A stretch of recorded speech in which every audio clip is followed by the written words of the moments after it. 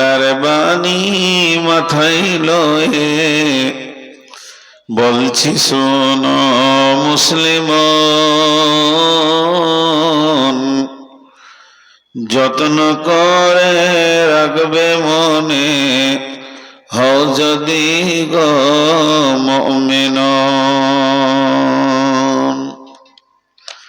আল্লাহর বাণী মাথায় লয়ে বলছি শোনো মুসলিমান,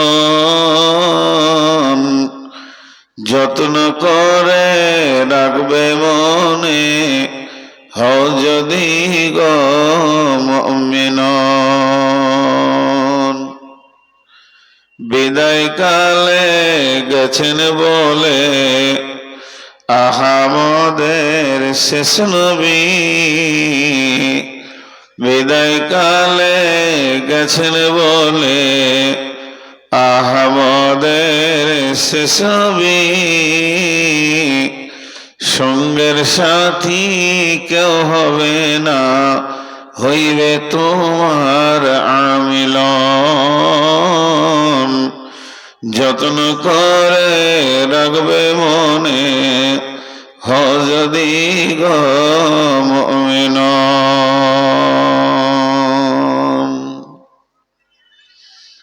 শ্রদ্ধেয় সুযোগ্য অত্র এলাকার কৃতি সন্তান, আজকের সভার সভাপতি, উপস্থিত আলেম ওলামা বৃন্দ, সামনে আমার দিনদার ইমানদার মুমিন ভাই সকল ও মুমিনা মা ও বোনেরা, প্রশংসা গুণগান গণকীর্তন স্তব স্তুতি ভালোবাসা তকদির হায়াত মওত রুজি জান্নাত জাহান্নাম পুলসিরাত আখিরাত সবকিছুর মালিক আল্লাহ, যে মহান মুনিব আজকে আমাদেরকে এক মাদ্রাসা কেন্দ্রিক আয়োজিত মাহফিলে সকলকে হাজির করেছেন আর দিনী কথা শোনার একটু তৌফিক দিয়েছেন। আমরা সকলে হৃদয়ের ভিতর থেকে শুকরিয়া আদায় করি আলহামদুলিল্লাহ। দরুদ ও সালাম বর্ষিত হোক আখিরি নবী নবী মুহাম্মদ রাসূলুল্লাহ সাল্লাল্লাহু আলাইহি সাল্লামের উপর। আল্লাহুম্মা আমিন, আল্লাহুম্মা সাল্লি আলাইহি, আল্লাহুম্মা বারিক আলাইহি। মুহতারাম ভাইয়া, আজিজ ও বুজুর্গ দোস্ত, আমি আমার বক্তব্য শুরু করার আগে খুব ছোট ছোট দুটি কথা বলছি, লম্বা কথা বলছি না। আপনারা যারা দাঁড়িয়ে আছেন আল্লাহর ওয়াস্তে বসেন, হাতগুলো ধরে বলছি। প্রয়োজনে আপনাদের হাতে পায়ে ধরছি, আপনারা বসেন, না হলে খসেন। চোখের সামনে এইভাবে দাঁড়িয়ে থাকবেন। গাফিলকে দিনের কথা বলা যায় না, গাফিলকে কোরআনের কথা বলা যায় না।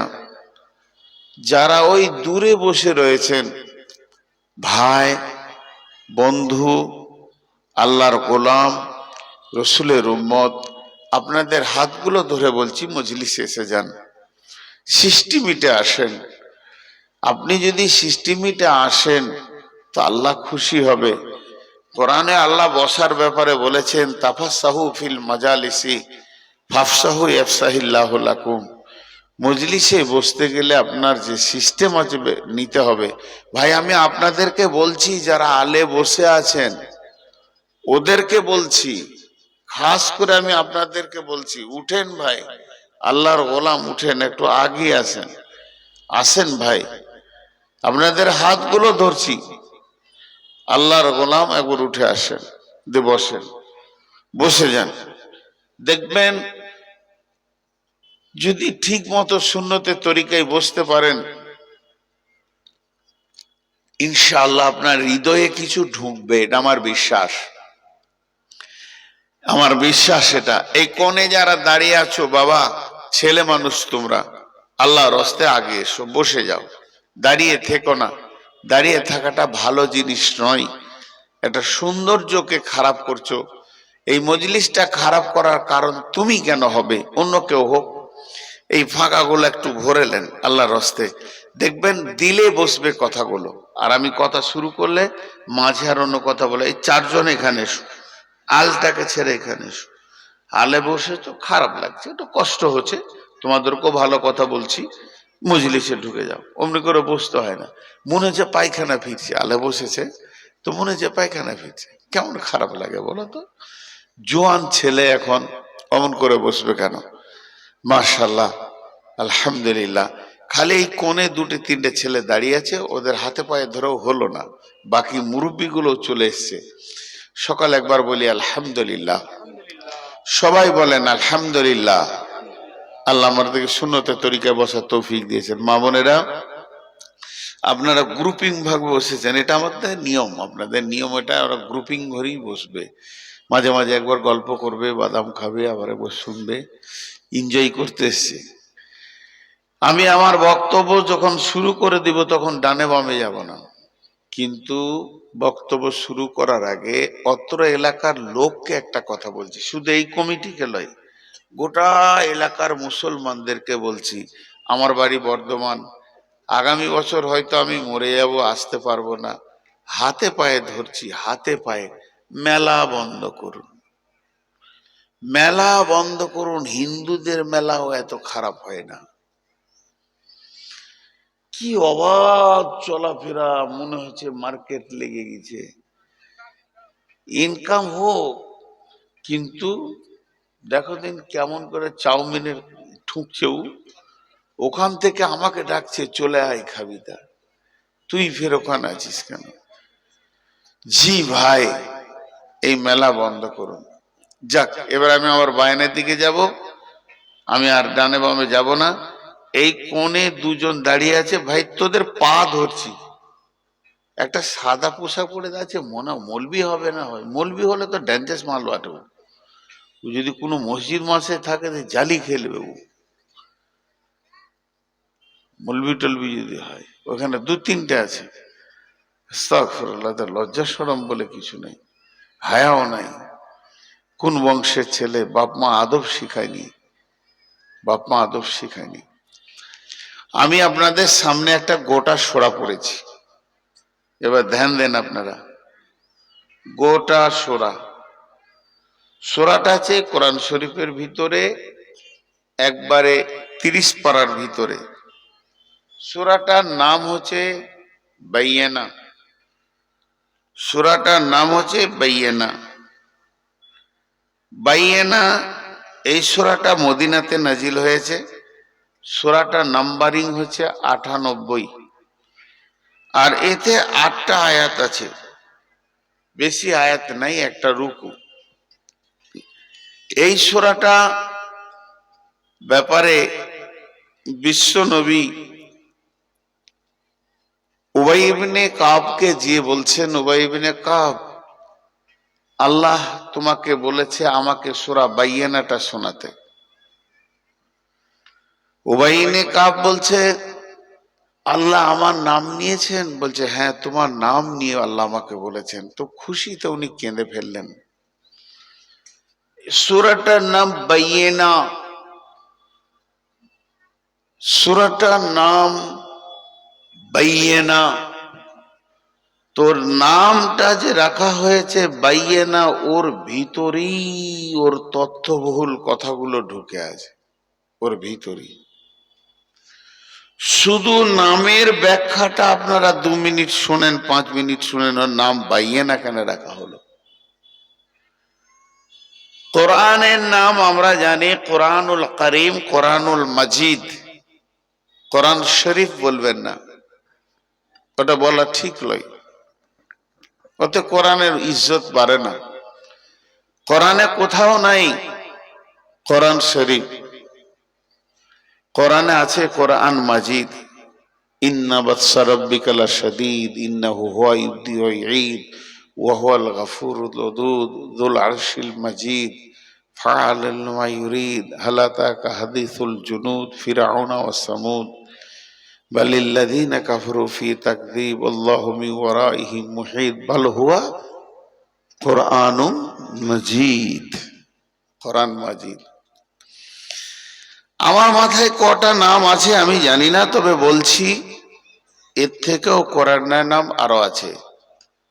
কোরআনের নাম কোরআন, কোরআনের নাম ফুরকান, কোরআনের নাম কিতাব, কোরআনের নাম তনজিল, কোরআনের নাম নূর, কোরআনের নাম হুদা, কোরআনের নাম সিরাজ, কোরআনের নাম সাবিল, কোরআনের নাম বাইয়িনা, কোরআনের নাম নাবা।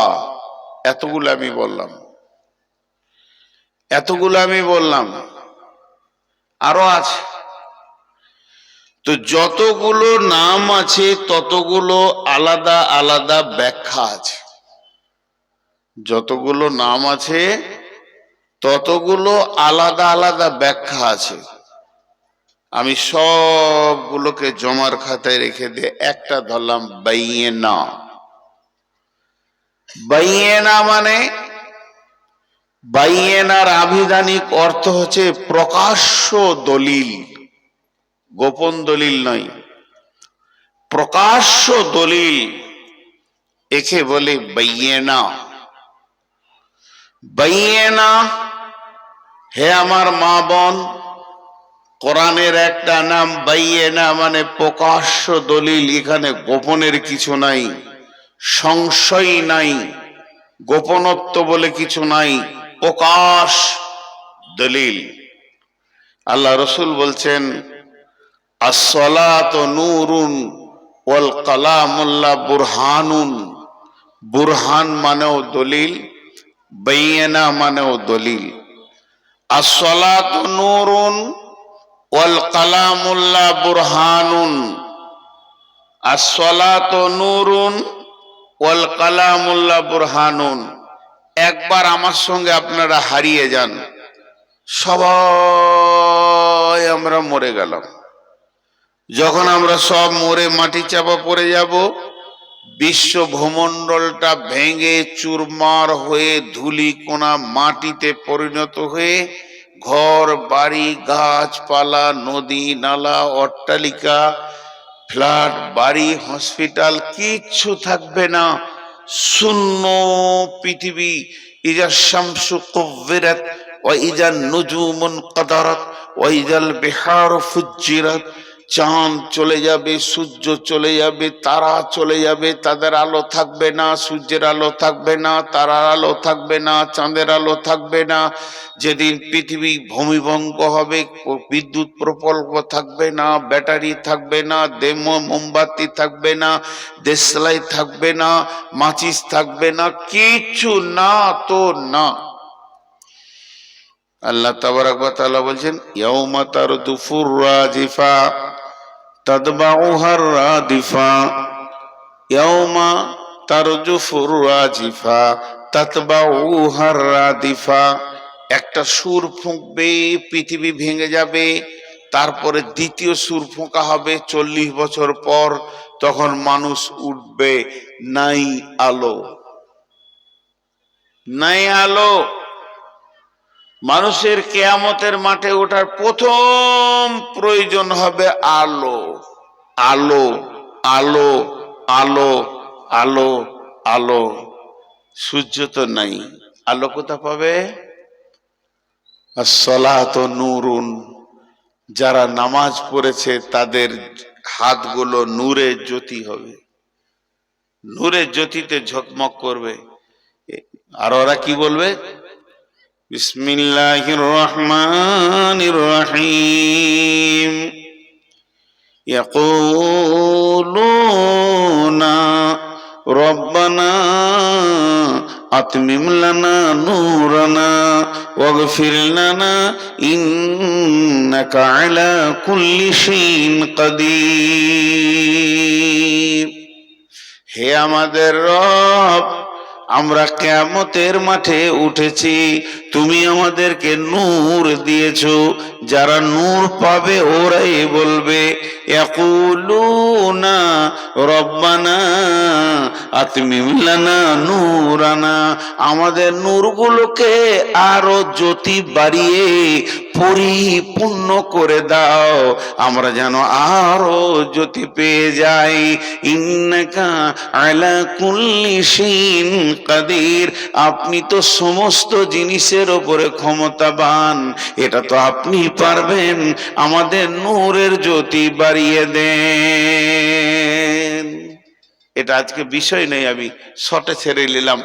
যারা নামাজ পড়বে তারা আলো পাবে কিয়ামতের দিন, যারা নামাজ পড়বে না আঁধারে ঘুর ঘুর ঘুর ঘুর করবে, আর ওই অবস্থাতে কিয়ামতের আযাব শাস্তি শুরু হবে।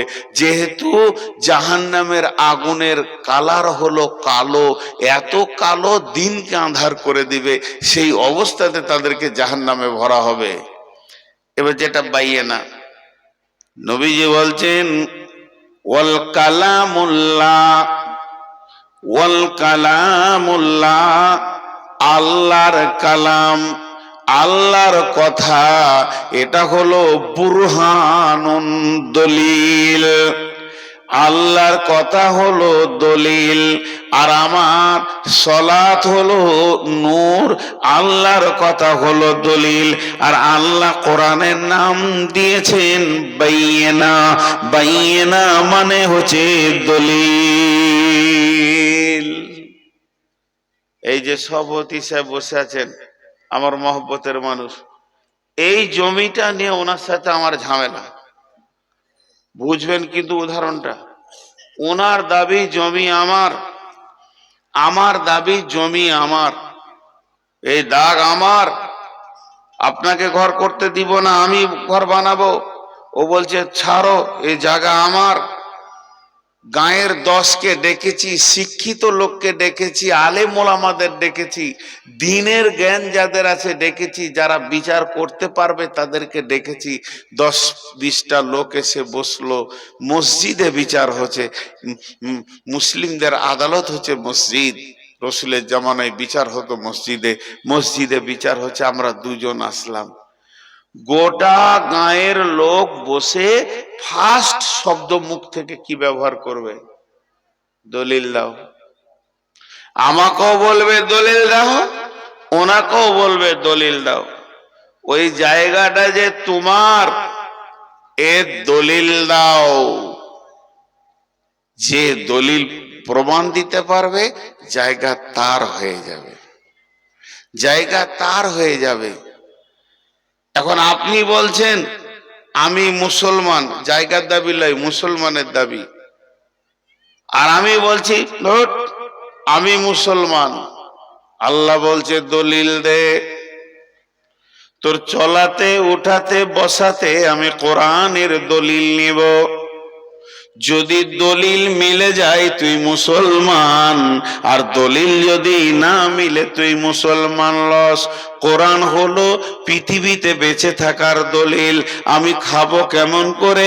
কোরআন যেমন করে বলেছে, বলে কোরআনে তো খাওয়ার কথা নাই, কোরআনে যতগুলি কথা আছে একটা কথা আছে, মা আতাকুমুর রাসূল ফাখুযুহু। আমি যে নবীকে তোমাদের কাছে পাঠিয়েছি ওকে দেখে তোমরা চলবে, ওর দেওয়া তরিকাকে গ্রহণ করে নেবে। তাহলে আমার দলিল হয়ে গেল কোরআন, আমাকে রসুলকে লক্ষ্য করতে বলেছে। তাহলে আমার খাওয়া হবে রসুলের মতো, আমার বসা হবে রসুলের মতো, আমার শোয়াটা হবে রসুলের মতো, পেশাব পায়খানা হবে রসুলের মতো, আমার নামাজ হবে রসুলের মতো, আমার রোজা হবে রসুলের মতো। এ টু জেড যেমন যেমন যেমন কোরআন বলেছে, আমি ওই দলিলটা আমি দেখে চলবো, তবেই আমি মুসলমান।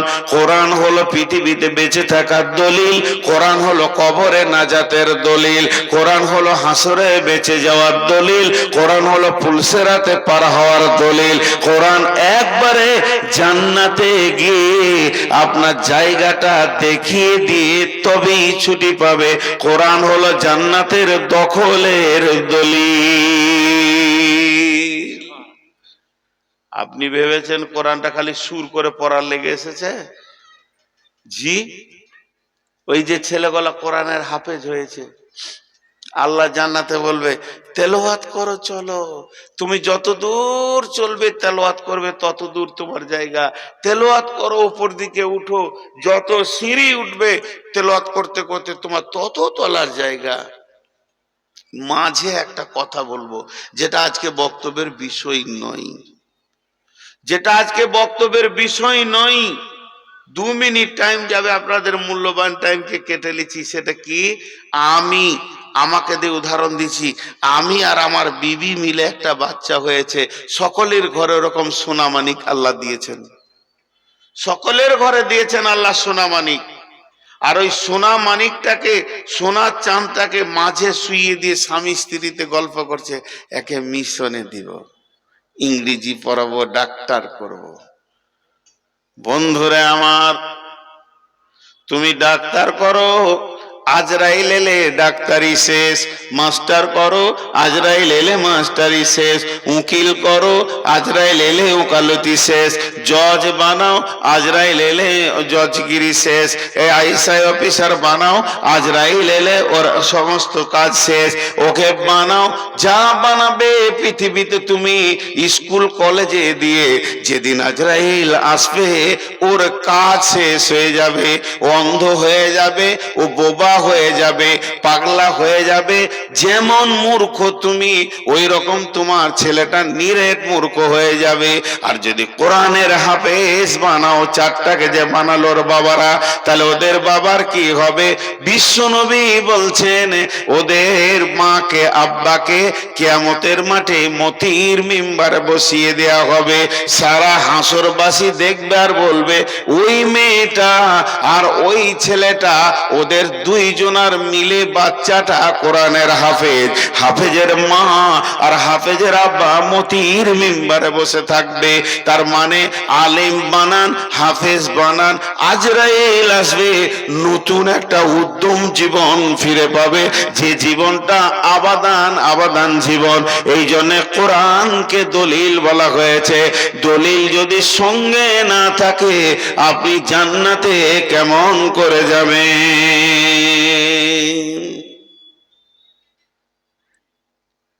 যে কোনো কাজ করবেন,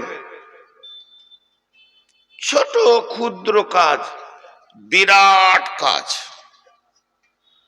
ছোট ক্ষুদ্র কাজ। ক্ষুদ্র বলতে একটু বুঝাই, বুঝানোর অনুসূচনাটা দিই। একটা মুড়ি পড়ে আছে ভালো জায়গায়, খাওয়া যাবে। এই মুড়িটাকে ধরেছেন, এমনি করে ধরে দাঁত দিয়ে কাটতে যেছেন, এমনি করে। কত ছোট কাজ, কাটতে জি আর পারলেন না। মুড়িটা কাটতে কেন? বাঁ হাতে আছে, আর কাটতে পারছেন না, বাঁ হাতে আছে। আমার রসুল বাঁ হাতে খাওয়া হারাম করে দিয়েছে, ডান হাতে নেন, এবার কেটে খেলেন, হয়ে গেল। এটাই দলিল আপনার। আপনি কত দামি যে আপনার একটা মুড়িতে দলিল চলে আসছে। জি, আমি সব জায়গায় উদাহরণ দিই, উদাহরণগুলো মন দিয়ে শুনবেন। আজকের পৃথিবীতে ব্র্যান্ডেড কোম্পানির মাল, চালু কোম্পানির মাল, 2 রকম কোম্পানি আছে। একটা রাস্তাঘাটে ফুটপাতে মাল বিক্রি হচ্ছে, আর একটা ব্র্যান্ড কোম্পানির মাল বিক্রি হচ্ছে। টাটা কোম্পানির একটা মনোগ্রাম আছে, স্ট্যাম্প আছে, এরকম গোল, অতি টি টি লেখা আছে, টাটা লেখা আছে, বোঝা যায়। তো এই মনোগ্রামটা ওর আছে, স্ট্যাম্প। একটা ট্রাক কিনবেন তো ওটা দেখতে পাবেন, বাস কিনবেন ওটা দেখতে পাবেন, ট্যাক্সি কিনবেন ওটা দেখতে পাবেন, টাটার মারুতি কিনবেন ওটা দেখতে পাবেন। ছোট জায়গায় চলে যান, একটা কোদাল কিনবেন টাটার, ওটা দেখতে পাবেন। ছোট্ট একটা দয়লে কিনবেন টাটার, ওইটা দেখতে পাবেন। যদি টাটার ছুঁচ কিনেন, তাও ওই স্ট্যাম্পটা আপনাকে দূরবীন দিয়ে দেখতে হবে, ওইটা লাগানো আছে। ওটা এমন একটা ব্র্যান্ডেড কোম্পানি, ওর সমস্ত মালের পেছনে স্ট্যাম্প আছে। কথা বোঝাতে পারলাম? আপনারা একটু হ্যাঁ না দেন, কথা বোঝাতে পারলাম? তো পৃথিবীতে যত জাতি আছে, হিন্দু, মুসলিম, জৈন, খ্রিস্টান, বৌদ্ধ, মাজুসি, শিখ, এইভাবে কত জাতি, আর কত বলবো, ইহুদি, নাসারা, শুধু মুসলিম ছাড়া, মুসলিম ছাড়া আর কারো দলিল নেই। ও কেমন করে পেশাব করবে দলিল নেই, মন গেল দাঁড়িয়ে চচ্চর করে মুতে লিলা, মন গেল গায়ে মুতে লিলা, ওদের দলিলই নেই। আর মুসলমান এত ব্র্যান্ডেড ধার্মিক, এরা এত দামি, এদের একটা মুড়ি চাবা থেকে দলিল আছে। এই দেখেন আমার এখানে আছে পানি, বলেন এটা তো পানি, ভালো পানি, হালাল পানি, পানিটা আমি পান করতে পারবো কি পারবো না? সবাই বলেন পারবো তো?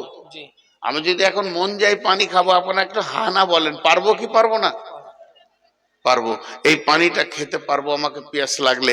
এই পানিটা যদি পিয়াস লাগে এখন খেতে পারবো না, কেন? বাঁ হাতে চলে গেছে।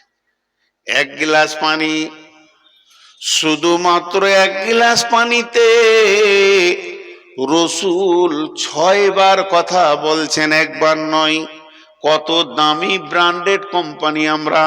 নবীজি বলছেন প্রথমে তুমি দেখে খাও, 2 নম্বরে তুমি বসে পান করো, 3 নম্বরে তুমি 3 শ্বাসে পান করো, 4 নম্বরে বিসমিল্লাহ বলে পান করো, 5 নম্বরে তুমি আলহামদুলিল্লাহ বলে পান করো, 6 নম্বরে তুমি ডান হাতে পান করো। তার মানে এক গ্লাস পানিতে আমার 6খানা দলিল রয়েছে। আমি এত দামি আমার ধর্ম। শুধু তাই নয়, আপনি বাথরুমে যাবেন, আপনার পেছনে পেছনে দলিল পৌঁছে যাবে। বাঁ পা আগে ঢুকবে, ডান পা আগে বের হবে, এই দোয়া পড়বে। কাপড় কখন উঠাবে, কতটা টাইমে তুমি কাপড়টাকে খালি করবে, কতটা টাইমে তুমি কাপড়কে ঢাকবে, কিভাবে তুমি তাহারত হবে। পায়খানার ভিতরে রসুলের ক্লাস ঢুকে গেছে, পেশাবখানাতে রসুলের ক্লাস ঢুকে গেছে। এখন নিবিড় পৃথিবীর কেউ নাই, আমি আর আমার বিবি বিছানায় শুয়ে আছি, ওখানেও রসুলের দলিল ঢুকে গেছে। বিবিকে কেমন করে ব্যবহার করবে, স্বামীর কাছে তুমি কিভাবে যাবে, তারপরে গোসল কেমন ভাবে হবে, হালাল কিভাবে হবে, পাক কিভাবে হবে। আল্লাহ তাবারাক ওয়া তাআলা বলছেন এর জন্যই তোদের কাছে আমি বাইয়িনা পাঠিয়ে দিয়েছি রে। আমার কোরআনের নাম হলো বাইয়িনা। এই দলিলকে ফলো করে করে করে করে তোদেরকে চলতে হবে।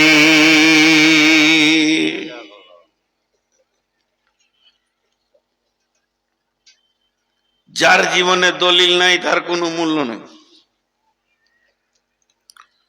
দলিলকে ফলো করে চলতে হবে।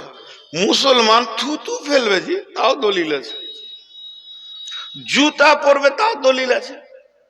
আমি ছোটগুলো বলছি, নামাজের তো আছি, আল্লাহ আকবার থেকে সালাম ফিরা পর্যন্ত হাজার কথা, বড়গুলো আমি বলছি না। তাহলে চোখকে কি করতে হবে, মাথাকে কি করতে হবে, আমি কেমন করে চোখকে ব্যবহার করব, মাথাকে ব্যবহার করব, আমি কোথা দাঁড়াবো না দাঁড়াবো, আমি কি করব না করব, আমাকে কোরআন দলিল দিতে রয়েছে। আমাকে সেই দলিল অনুসারে নিজের জিন্দেগি বাসার করতে হবে। কোরআন বলছে বিসমিল্লাহির রহমানির রহিম, ওয়ালা তাকরাবুল ফাওয়াহিশা মা জাহারা মিনহা ওয়া মা বাতান, ওয়ালা তাকরাবুল ফাওয়াহিশা মা জাহারা মিনহা ওয়া মা বাতান। কোরআন বলছে রে মুসলমান, তোকে আমি সব জায়গায় দেখব, ঠিক আছে, কিন্তু যে জায়গাতে প্রকাশ্য দিবালোকে কাবিরা গোনা চলছে, জুয়া চলছে, তাস চলছে, লুডু চলছে, দাবা চলছে, বোর্ড চলছে, যেখানে সুদ চলছে, যেখানে মদ চলছে, বেশ্যারা যেখানে আছে, রান্ডিগিরি চলছে, বেশ্যাগিরি চলছে, লুচ্চামো চলছে, আমি যেন তোর পা দুটি ওই জায়গায় না দেখতে পাই যে তুই দাঁড়িয়ে আছিস। আল্লাহ বলেনি যে জুয়া খেলবি না, আল্লাহ বলছে না যে তাস খেলবি না, লুডো খেলবি না, দাবা খেলবি না, বরং বলছেন ওই জিনিসগুলো যে সীমানাতে হচ্ছে, যেখানে প্রকাশ্যে শিরকের কাজ চলছে, হে আমার গোলাম, আমি তোদেরকে ওই জায়গায় দেখতে চাইছি না। ওয়ালা তাকরাবুল ফাওয়াহিশা মা জাহারা মিনহা ওয়া মা বাতান, তোর পা ওখানে কোনোদিন যাবে না যেখানে গোপনে কিংবা প্রকাশ্য আল্লাহর কাবিরা নাফরমানি চলছে, কাবিরা গুনাহতে মানুষ মেতে আছে। কিসের দলিল নেবেন, কিসের দলিল নেবেন? জি, সব জিনিসের দলিল বর্ণনা করেছেন আল্লাহ তাবারক ওয়া তাআলা। সব জিনিসের দলিল। বুড়িয়ে গেছি দিয়ে কিছু মনে থাকছে না ওবাইদুর রহমান। আসলে এবার মরার দিন এসে গেছে। জি, এবার চলেন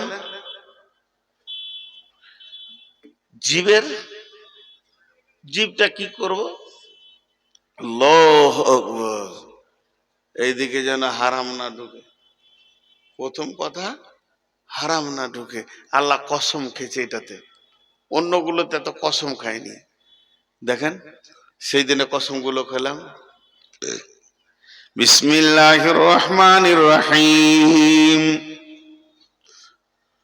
والشمس وضحاها والقمر إذا تلاها والنهار إذا دلاها والليل إذا يغشاها والسماء وما بناها والأرض وما طحاها ونفس وما سواها فألهمها فجورها وتقواها قد أفلح من زكاها وقد خاب من دثاها।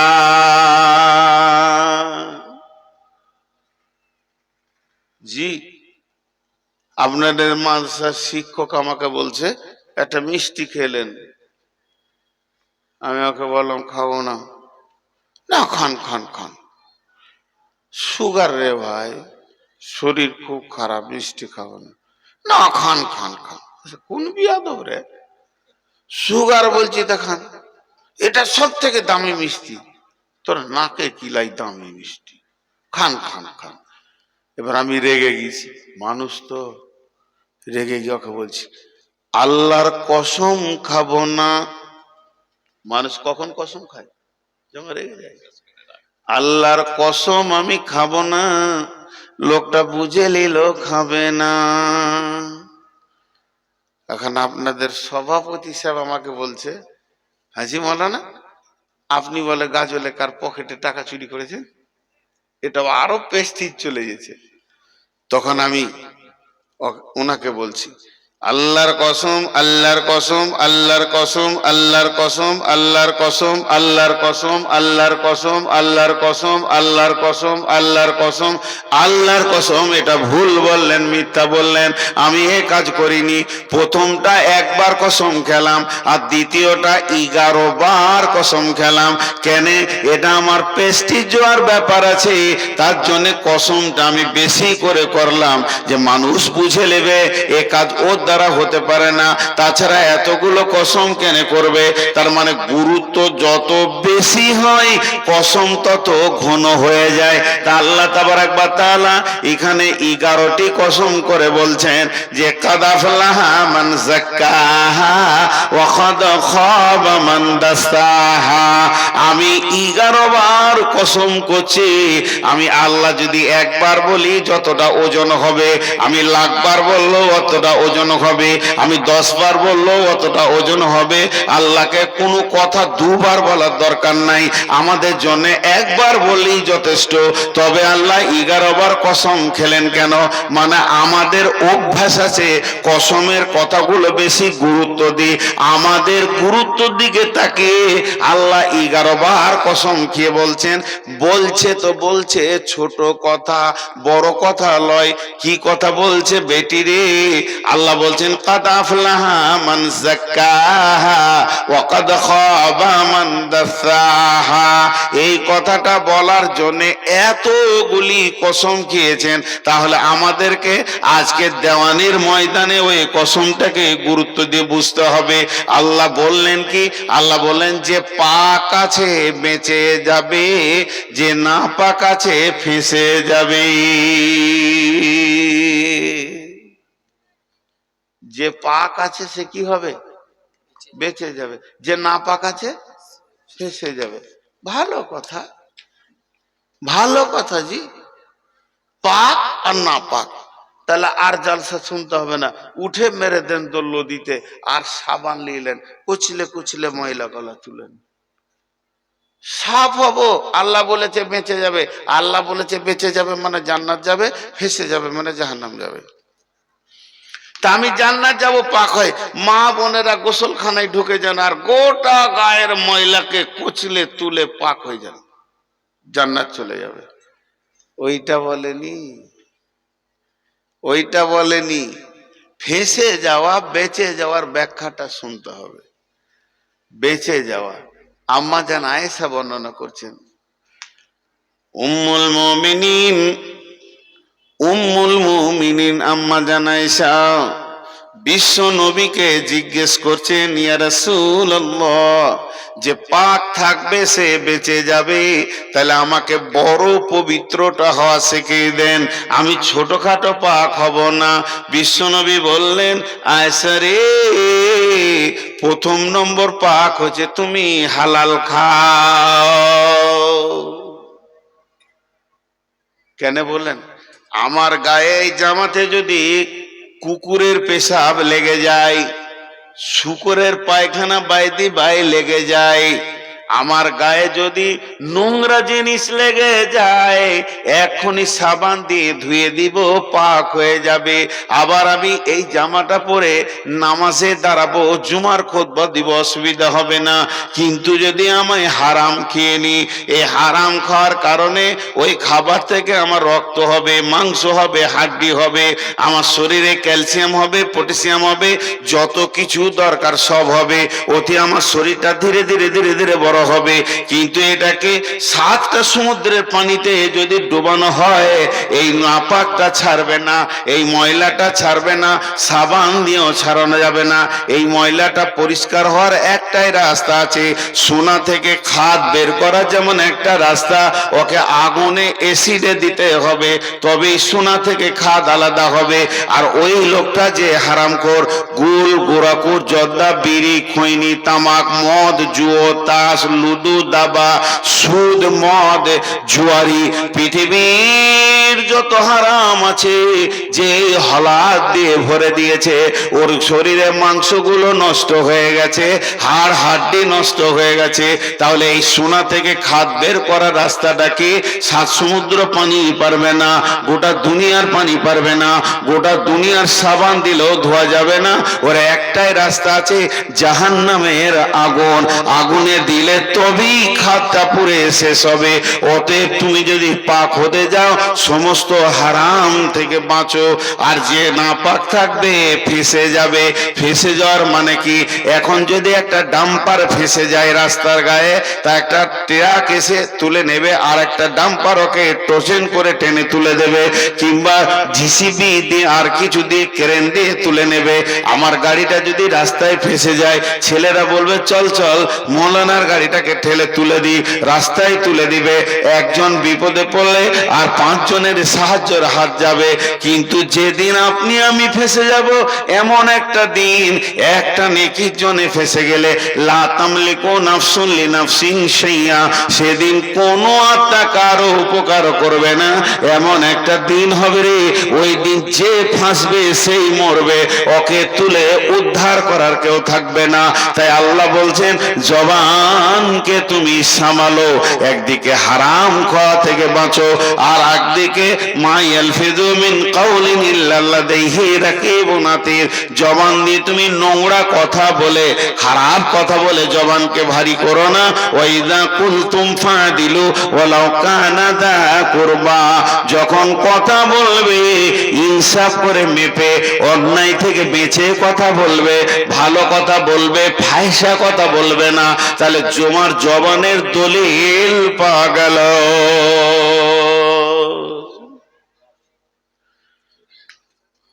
চোখের দলিল আছে? হ্যাঁ আছে, চোখের দলিল আছে। আল্লাহ সূরা নূরে বলছেন, বিসমিল্লাহির রহমানির রহিম, কুল্লিল মুমিনিনা ইয়াগুযুনা মিন আবসারিহিম ওয়া ইহফাযু ফুরুজাহুম। আর মেয়েদেরকে বলছেন, কুল্লিল মুমিনাতি ইয়াগুযুনা মিন আবসারিহিন্না ওয়া ইহফাযনা ফুরুজাহুন্না। এ পৃথিবীর যুবকের দল ও পুরুষের দল, তোমরা নজরকে নিচে করো এবং তোমাদের সরঙ্গা যেটা রয়েছে, যে জিনিসটা স্ত্রীর সঙ্গে ব্যবহার করা যাবে, ওই জিনিসটাকে তুমি হেফাজত করো, হারাম মহিলার সঙ্গে ব্যবহার করিও করিও না। মেয়েদেরকে বলছে কুল্লিল মুমিনাতি ইয়াগজুজনা মিন আবসারিহিন্না, তুমি নজরকে নিচে করে চলো, নজর ওপর করিও না। তোমার নজরে রয়েছে তীক্ষ্ণ দৃষ্টি।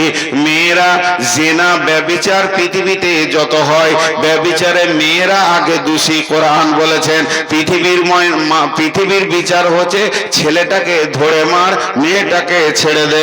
মেয়েটার কোনো বিচার হয় না, মেয়ে মানুষ মানে সব পার পেয়ে গেল।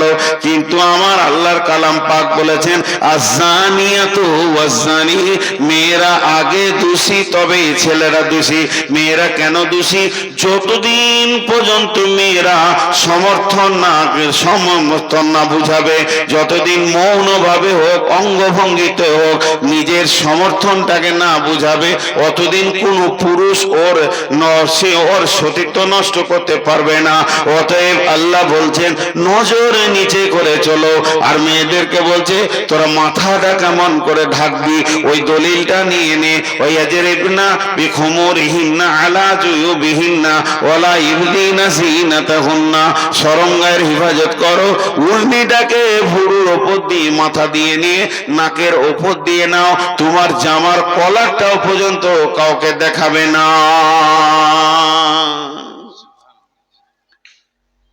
এখন আমি সূরাটাতে ঢুকিনি, বাইয়ে না কি এইটা বোঝাছি। এরা উঠছে কেন গো? না, ও বাকিটা জানে। আর বাকি যা বলবো বলে জানে, তার শুনে কি করবে?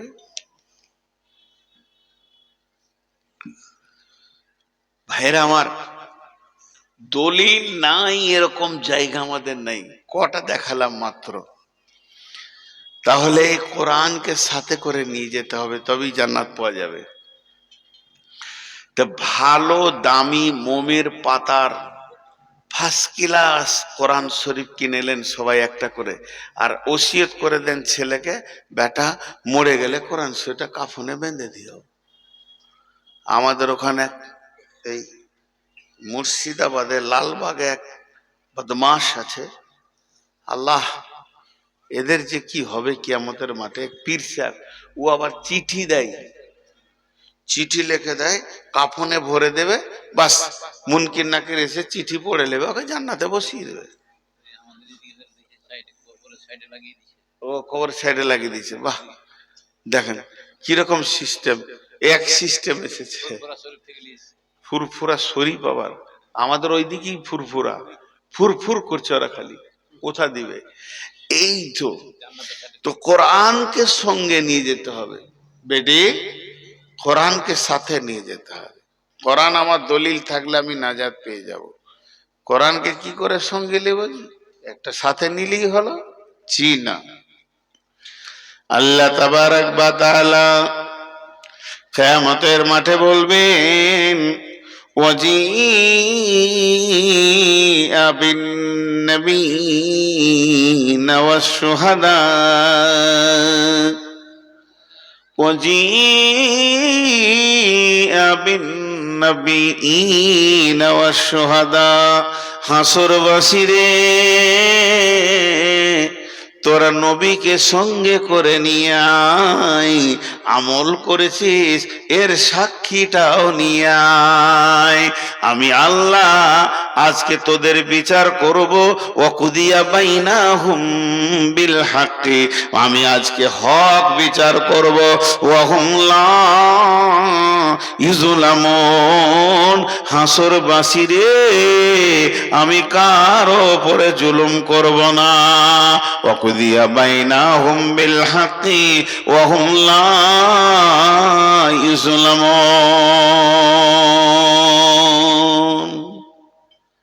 নবীকে আনতে বলেছে আর সাক্ষী আনতে বলেছে। একজন হেঁটে দিলে, জাহান্নামীদের কথা বলছি না এখানে, ওরা তো কিছুই খুঁজে পাবে না কিয়ামতের মাঠে। নবী কোথা দূরে থাক, জাহান্নামীদেরকে বাদ দিয়ে বলছে একবারে জান্নাতি লোক একাই চলে গেছে আল্লাহর কাছে, আল্লাহ আমার আমলনামাটা দেন। আল্লাহ বলবে আমার এলানটা শুনিসনি? আমি যে বললাম নবীকে সাথে করে নিয়ে আয় আর সাক্ষী নিয়ে আয়, জান্নাতি বলবে, আল্লাহ আপনি হলেন কাদির, কুদরতে ভরপুর, আপনার কাছে সমস্ত জিনিস আছে, আপনি একবার তাকিয়ে দেখেন আমি কি আপনার নবীকে সঙ্গে করে এনেছি না আনি নাই। তার মানে ও আল্লাহ, আপনি যে নবীকে সঙ্গে করে ডেকেছেন, তো আমি তো আপনার নবীকে সাথে করে নিয়ে এসেছি। এটা আমার নবী। আমি ডান হাতে পানি পেন করেছি, আমি রসুলের মতো খেয়েছি, রসুলের মতো পেশাব পায়খানায় গিয়েছি। মা বোনেরা বলবে নবীজির মতো করে নামাজ পড়েছি। একবার আমার দিকে তাকালে আল্লাহ আপনি বুঝতে পারবেন নবীকে সঙ্গে এনেছি। এরপর আল্লাহ বলবেন তোর সাক্ষী কই? তখন ওই লোক বলবে আল্লাহ সীমাহুম ফি উজুহিহিম মিন আসারিস সুজুদ, আমার এই যে জায়গাগুলো নূরে ঝকমক করছে, উজুর জায়গাগুলো, চেহারাগুলো, আমার কপালটা ঠুকে ঠুকে ঠুকে কালো হয়ে গেছে, এখানে নূরে জ্যোতি বের হয়ে যাচ্ছে, এই হাঁটুগুলো আমার কালো হয়ে গেছে, ঘাঁটা পড়ে গেছে, এগুলো আমার নূরের জ্যোতি বের হচ্ছে, এগুলোই আমার আমলের সাক্ষী। তার মানে আমলের ময়দানে কোরআনকে হাতে পায়ে করে নিয়ে যেতে হবে। আমার হাত, আমার পা, আমার মন, আমার মিজাজ, আমার চোখ, আমার জিভ কোরআনের বাইরে একটা কদম রাখেনি। অতএব আমি কোরআনকে সঙ্গে নিয়ে হাজির হয়েছি। এর জন্য বিশ্বনবী বলছেন ওয়াল কালামুল্লাহ বুরহানুন, আল্লাহর কালাম তোর জন্য সেই কিয়ামতের মাঠে নাজাতের দলিল হয়ে যাবে। আর তাহলে এটা কবরে বাঁচালো, কিয়ামতে বাঁচালো, পুলসেরাতে বাঁচালো। এবার যখন জান্নাতের চৌকাটায় ঢুকবেন আল্লাহ বলবেন গোলাম রে, যে কোরআনকে এত মেনে চলেছো, আমার বাণীকে এত প্রাধান্য দিয়েছো, ওই বাণীটাই তোমার জান্নাতের দলিল। তুমি জান্নাতে কোন জায়গায় থাকবে তুমি পড়তে থাকো, হাঁটতে থাকো, যত দূর তোমার কোরআন মুখস্থ আছে অতটাই তোমাকে জান্নাত দেওয়া হবে। এর জন্য এর নাম বাইয়েনা। চলেন এবার বাইয়েনা সূরাতে যাই। প্রথমে একটা জিনিস আপনাদেরকে খুব উল্টা লাগবে, এতটা উল্টা লাগবে যে আপনাদের মনে হবে যে আমি নাকি বেলাইনে হয়ে গেছি নাকি। দুটা গ্রুপের নাম বলবো আর আমি এমনি করে ইশারা করে দেখাবো, তিনবার করে বলবো। সূরা বাইয়েনা এবার আমি শুরু করছি। বিসমিল্লাহির রহমানির রহিম। লাম ইয়াকুনিল্লাযীনা কাফারু লাম ইয়াকুনিল্লাযীনা কাফারু মিন আহলিল কিতাবি ওয়াল মুশরিকিনা। কাফের মুশরিক দুটো শব্দ দিয়ে এই সূরাটা শুরু হচ্ছে। লাম ইয়াকুনিল্লাযীনা কাফারু মিন আহলিল কিতাবি ওয়াল মুশরিকিনা ফিনা, লাম ইয়াকুনিল্লাযীনা কাফারু মিন আহলিল কিতাবি ওয়াল মুশরিকিনা মুনফাকিনা হাত্তা তাতিয়াহুমুল বাইয়িনা, হাত্তা তাতিয়াহুমুল বাইয়িনা রাসূলুম মিনাল্লাহি ইয়াতলু সুহুফাম মুতাহহারা ফিহা কুতুবুন কাইয়্যিমা। কত সুন্দর কথা। কাফের মুশরিক, একটা গোষ্ঠীর নাম কাফির আর একটার নাম মুশরিক। একবার আপনাদেরকে শীতে জবানটা খোলাবো। একটা গোষ্ঠীর নাম কাফের আর একটা, সবাই মুখ খোলেন, আর একটা জান্নাত যাবে এই দুটো দল? বললাম আমার সঙ্গে মিলবে না কথা। সবাই একবার মুখ খুলেন, আমি আপনাদের মেহমান। যারা আমার বয়সে বন্ধু বলছি, ছোট হলে রে বাবা, আর বয়স হলে বড় বাবজি, একবার মুখ খুলেন। কাফের মুশরিক জান্নাত যাবে না? এই সূরাতে জান্নাত দিছে। তারা কোন জান্নাতে থাকবে জানেন? জাযাউহুম, সূরা শেষ আয়াতটা পড়ছি। জাযাউহুম জান্নাতু আদনিন তাজরি মিন তাহতিহাল আনহারু খালিদিনা ফিহা আবাদা রাদিয়াল্লাহু আনহুম ওয়া রাদু আনহু যালিকা লিমান খাশিয়া রাব্বা। তাদেরকে আদন জান্নাতে দেওয়া হবে, এমন একটা জান্নাতে দেওয়া হবে সেকালে কুলকুল করে নহর বইছে, নদী বইছে। ভাইরা আমার, তারা সেখানে থাকবে খালিদিনা ফিহা আবাদা, চিরদিন সেই জান্নাতে থাকবে। লে ভেজা আর মাথা কাজ করছে না বৈধ। কাফের মুশরিক জান্নাত যাবে, বা পানি খাই দেখি কি করা যায়, ওরা কেন জান্নাতে যাবে?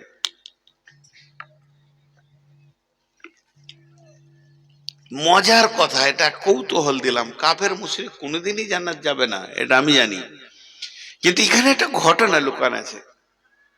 কেন? আল্লাহ এক জায়গায় বলেছেন, কি বলেছেন? বিসমিল্লাহির রহমানির রহিম। وَإِذَا قِيلَ لَهُمْ آمِنُوا كَمَا آمَنَ النَّاسُ قَالُوا أَنُؤْمِنُ كَمَا آمَنَ السُّفَهَاءُ أَلَا إِنَّهُمْ هُمُ السُّفَهَاءُ وَلَكِنْ لَا يَعْلَمُونَ। সূরা বাকারা দিয়েছে, তাই না? একবারে প্রথম দ্বিতীয় রুকুতে আছে, প্রথম পাতার দিকে। ওয়াইদা কিলা লাকুম আমিনু কামা আমানান নাস, ওদেরকে যখন বলা হতো তোমরা ঈমান আনো লোকেদের মতো, কামা আমানান নাস, ওই লোকেদের মতো যারা ঈমান এনেছে তাদের মতো ঈমান আনো। ক্বালু আনুমিনু কামা আমানাস সুফাহাউ আলা ইন্নাহুম হুমুস সুফাহাউ ওয়ালাকিন লা ইয়ালামুন। ওরা বলতো আমরা বোকাদের মতো ঈমান আনবো না, যারা ঈমান এনেছে ওরা বোকা, বরং আমরা হলাম চালাক। আল্লাহ বলছে ওরা বোকা নয়, তোরা বোকা, এটা তোরা কোনোদিন বুঝতে পারছিস না। ওয়ালাকিন লা ইয়ালামুন।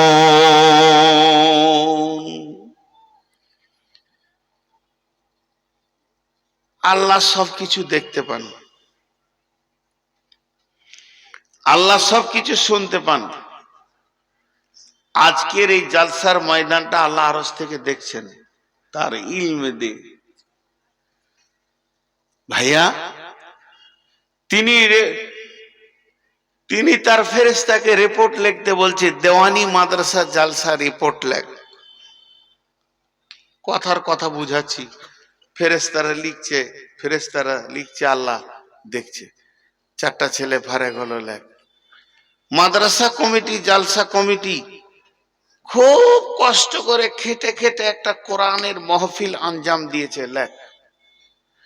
নূর মোহাম্মদ উঠেছে, বায়ান হয়েছে, চলছে আমার কোরআনের বাইয়েনা থেকে, লেখ।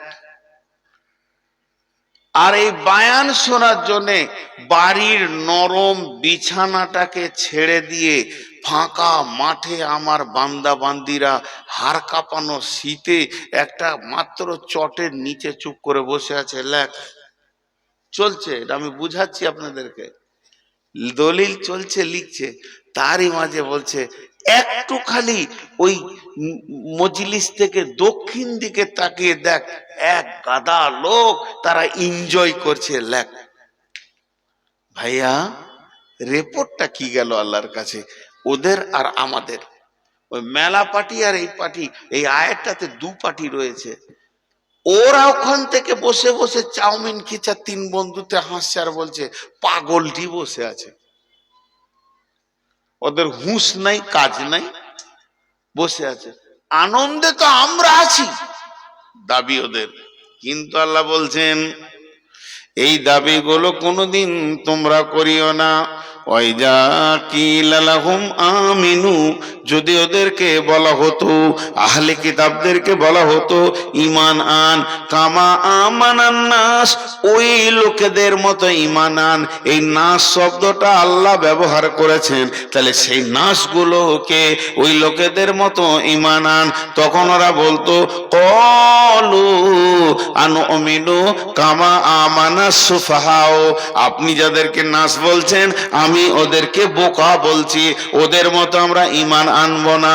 আল্লাহ বলছেন আলা ইন্নাহুম হুমুস সুফাহাও, কারণ তোরাই তো নিশ্চয় ওরাই হলো সেই গাধা বোকা যারা আনবো না বলছেন। ওয়ালাকিল্লা ইয়ালামুন, ওদের বুঝে আসছে না যে আমি ধোঁকার মধ্যে রয়েছি। এবার কেমন? ওরা ধোঁকাটা বুঝতে পারছে না। নাসটাকে গো আল্লাহ কার ইমানকে এত ভালোবেসেছে যে ওদের মতো ইমান আনতে বলছে? বোঝা কঠিন কিছু জিনিস, বোঝা কঠিন, জি খুব বোঝা কঠিন।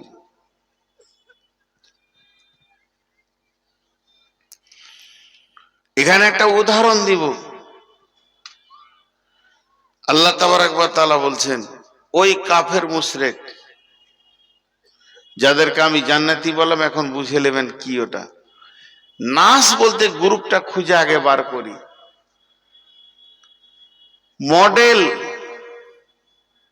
আইডিয়াল, এগুলো ইংরেজি ভাষা, এর বাংলা কি আসবে বুঝে আসছে না। নিদর্শন হয়ে গেছে। নিদর্শন মানে একটা উদাহরণ দিচ্ছি, এই দেওয়ানির একটা ছেলে কিংবা গাজলের একটা ছেলে, ওর নাম হচ্ছে হবিবুর রহমান, আর ও এমন রেজাল্ট করেছে মাধ্যমিকে অল ইন্ডিয়া ফার্স্ট। ইন্ডিয়া, আমি পশ্চিমবঙ্গ বলিনি, ইন্ডিয়াতে একটাই ছেলে ওরকম পাওয়া গেছে ব্রেনিয়ান, যে ছেলেটার তুলনায় আর কোনো ছেলে নেই। পেপারে লেখালেখি, ফেসবুকে ছড়াছড়ি, ইউটিউবে ছড়াছড়ি, ওকে মিষ্টি খাচ্ছে মা বাপ, ভাই বোনদের সাক্ষাৎ, ডিএম এর সাক্ষাৎ, এসডিওর সাক্ষাৎ, এসপি আসছে দেখা করতে, মুখ্যমন্ত্রী দেখা করছে, প্রধানমন্ত্রী কথা বলবে আসছে, কি সম্মান। আর এটা লেখালেখি হতে হতে শুধু পশ্চিমবঙ্গ নয়, ভারত নয়, বাংলাদেশ, নেপাল, ভুটান, পাকিস্তান, চীন, Japan, German, Iran, Iraq, Saudi, Thailand, England, America সবাই দেখে নিয়েছে। আর সবাই বলছে বাহ, বাপের ধন্য ছেলে, পৃথিবীর মাটিতে এত ব্রেনিয়ান ছেলে আছে। এইটা হয়ে গেল মডেল, একে বলে মডেল। এবার ওর যে নাম হবিবুর, গোটা দুনিয়া জেনে নিলে, আর লোকের মুখে এখন হবিবুর ধন্য এটা চলছে। তার মাঝে কি হয়েছে, আমার বাড়ির ছেলেটা পড়তে পড়তে ঢুলছে, ওই পড়বিটা পড়, ভালো করে পড়, হবিবুরের মতো পড়, নাহলে পড়িস না।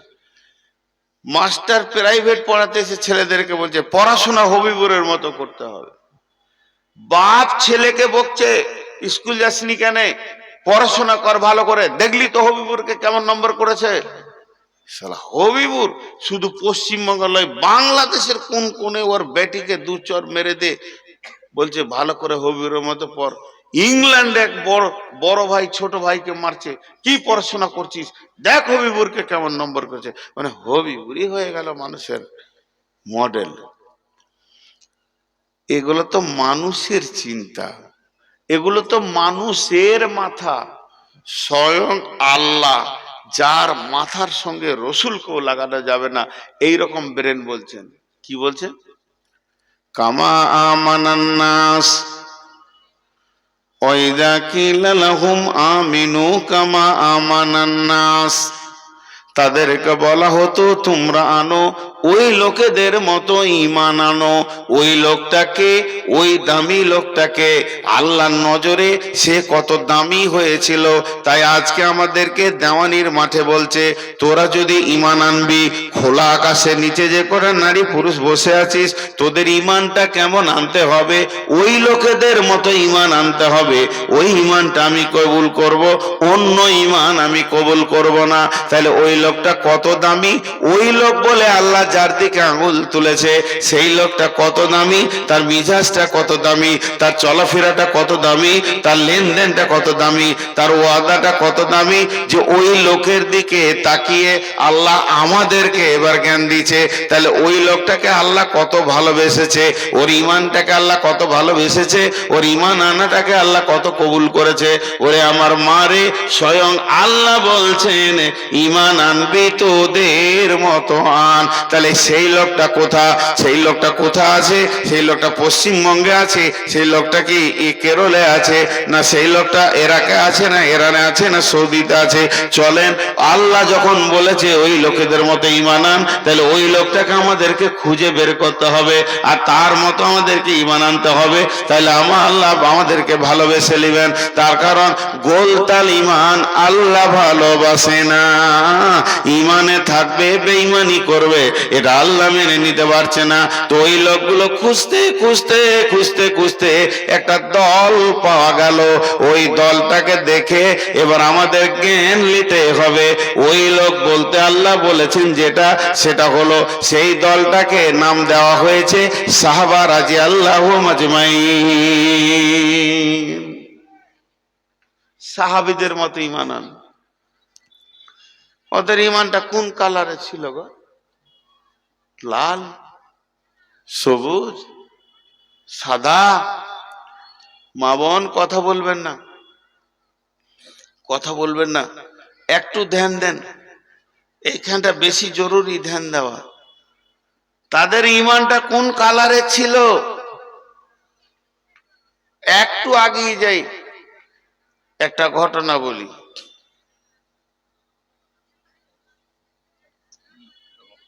তবুকের যুদ্ধে,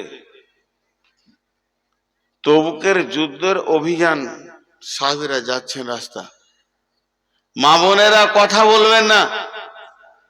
কোন বেয়াদব মেয়ে ওখান থেকে শব্দ এখানে আসছে, মুখ বন্ধ করে না, হায়া শরম নাই। যত ঈমানের কথা বলছি তত চিল্লাইছে।